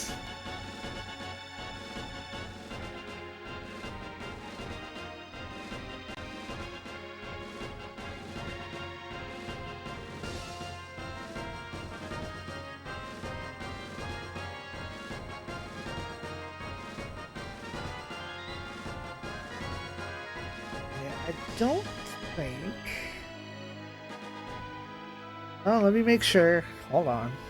No, this is it. This is the end.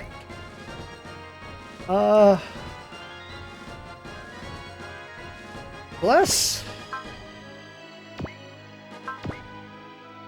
Bless. Go fast.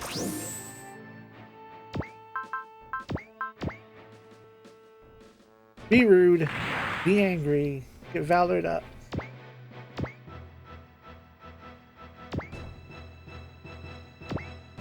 Peaches man.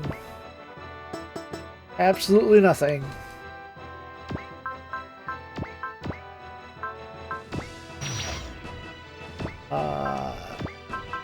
We have gain somewhere in here? Yes.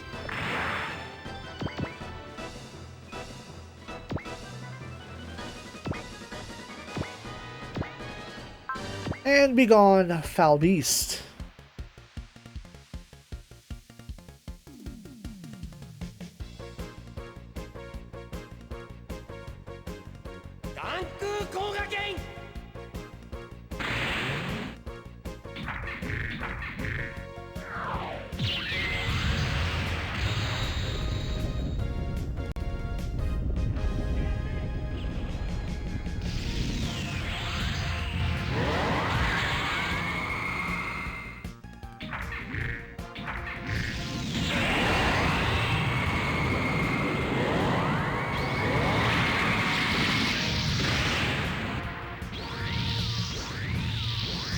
Mini flashing lights.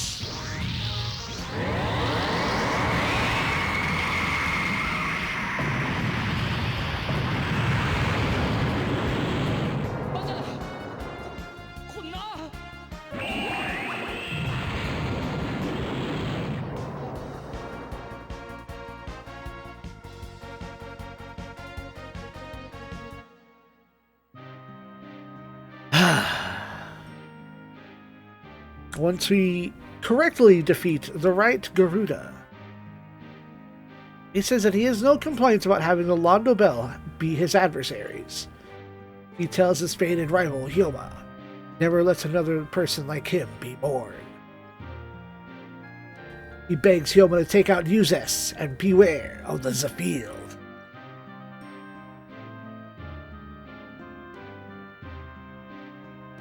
Mia, I will never let you go again.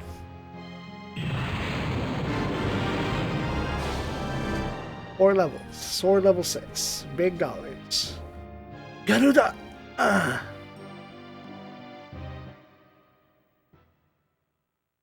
And, hold on. I got one skill point for defeating Mia before shooting down Garuda. I completely passed on trying to persuade Heinel.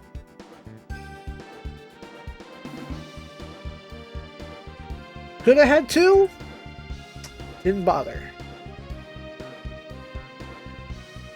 Alright.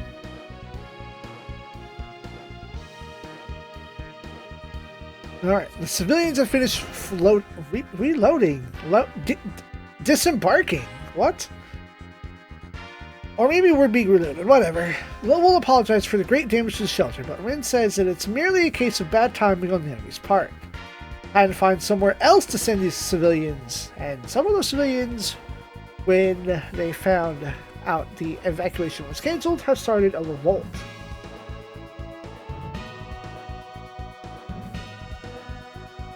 Misao says this isn't surprising since they're the ones who know best how grim the prospects of battle are.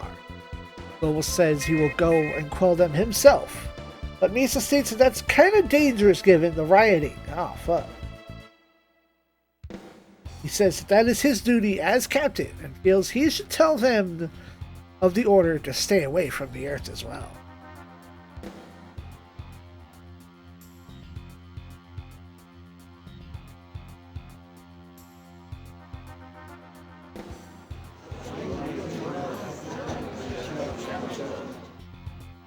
And lo, he goes forth, informing the Crown that the Macross cannot go back to the Earth or the colonies by order of Federation government and military.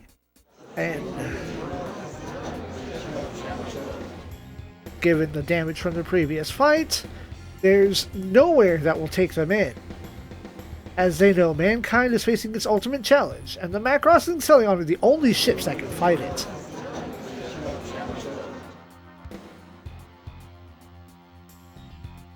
And thus, Global asks that the people cooperate until the Earth will take them back.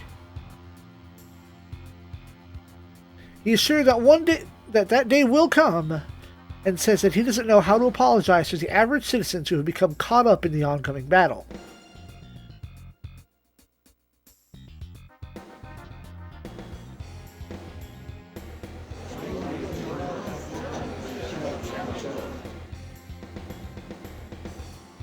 It doesn't seem like things are going well until Minmay appears. She steps in and she herself appeals to the crowd based on being one of the people who have made the Macross their home.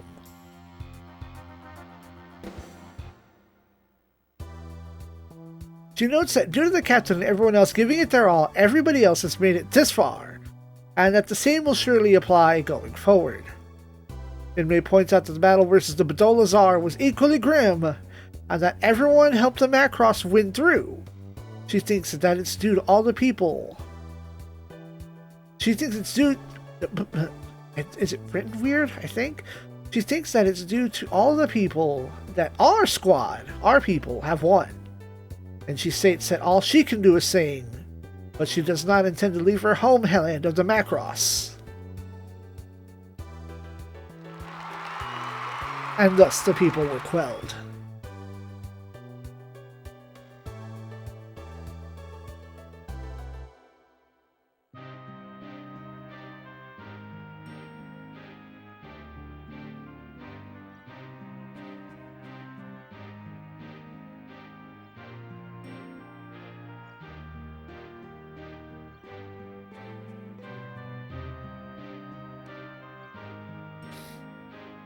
Chizuru finds Hyoma, who asks how her illness is working out.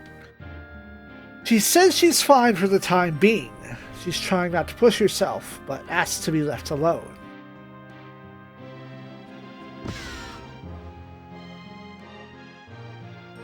Kenichi is lamenting the loss of Hino to Kentaro, who states that all the blame should fall upon his shoulders.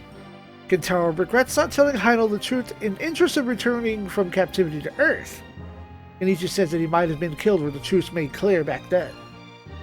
Kentaro blames it all on his inadequate courage on his part.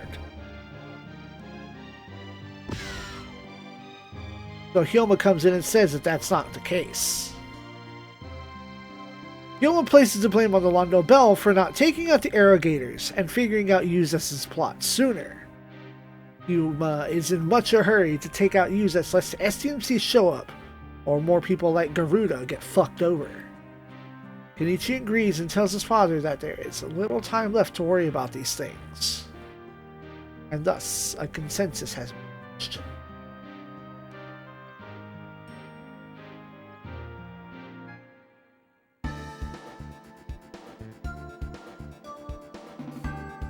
Leona finally gets to meet with again. He's pinned on the Earth trying to figure out what the fuck Ingram's been up to. Hasn't had any success since Ingram vanished after the Battle of Sumatra. He came here figuring Shu might know something?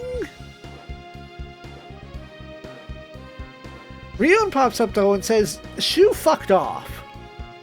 She asks if he's okay being here after leaving the military, but figures that the army's too busy to kick him out yet again. Ryu knows Ern from way back in the mock comments and shared with him, and she'd won 4-3 against him. Ern writes us off to the difference between a super machinery humanoid and an ancient PT. Masaki asks if he's met Ern before, sometime, when he was younger, and Ern says it probably just his imagination, although he's seen Masaki before when he observed Masaki's first appearance in the Psybuster. Ern plans it apart since Shu isn't here, to avoid running into some unpleasantries with some of the other squad here. Leona protests and wants to fight at his side, but he tells Leona that he is fine without him. I don't believe this is how this is going. Maybe the author failed to recruit Ern.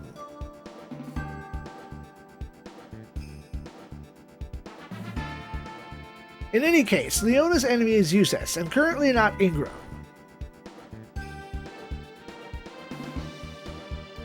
Ryoto agrees, saying that Yuzes must surely get his ass kicked, unless the others like Garuda and Einol suffer further. Ern figures that Yuzes and Ingram really contact us because of our awakening Psycho Driver powers, and that'll be their chance to strike. Ryo asks what he's freaking thinking about, and he says he's regretting splitting up with the squad that had so many beautiful girls in it.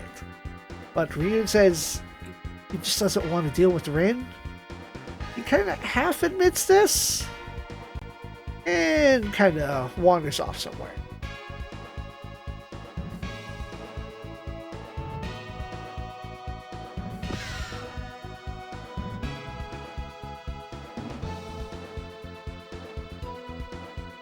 Huh.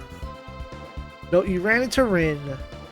That means face your problems, deal with your shit, you're on my team?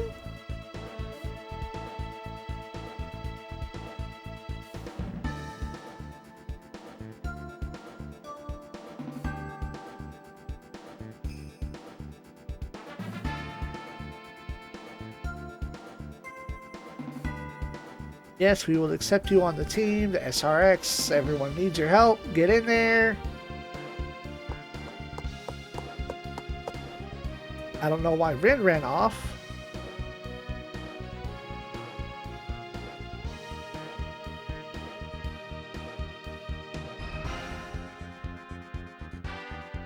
Alright. Back at Combat Island, our people uncovered a folded, garbled...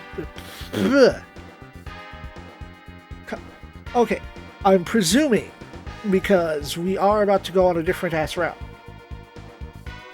At Compe Island, our squad uncover a garbled fold transmission from Icarus base. Probably not. Thinking about there being so many enemies that they cover the sky. Probably not. 7 parts enemy to 3 parts blackness.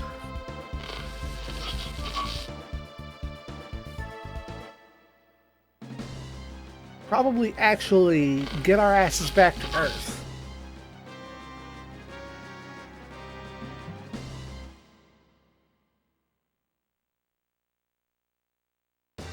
However, we have chosen Nerve. Or, I sure as fuck thought I did. Let's see if is here. Yep, there we go. Huckbind EX. Golt. And... wait, what? Why does the Toggies have 20,000 HP? What is... Is this a bug? Is this right? Nah. How you coming here with boss HP?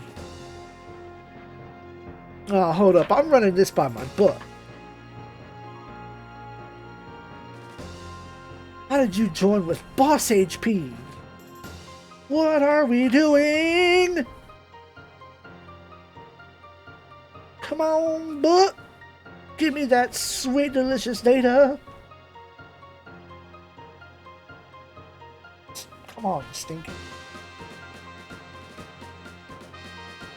Obi for Christ, yeah, I just here you go. Here's boss HP for the Toggies. Good job. Damn.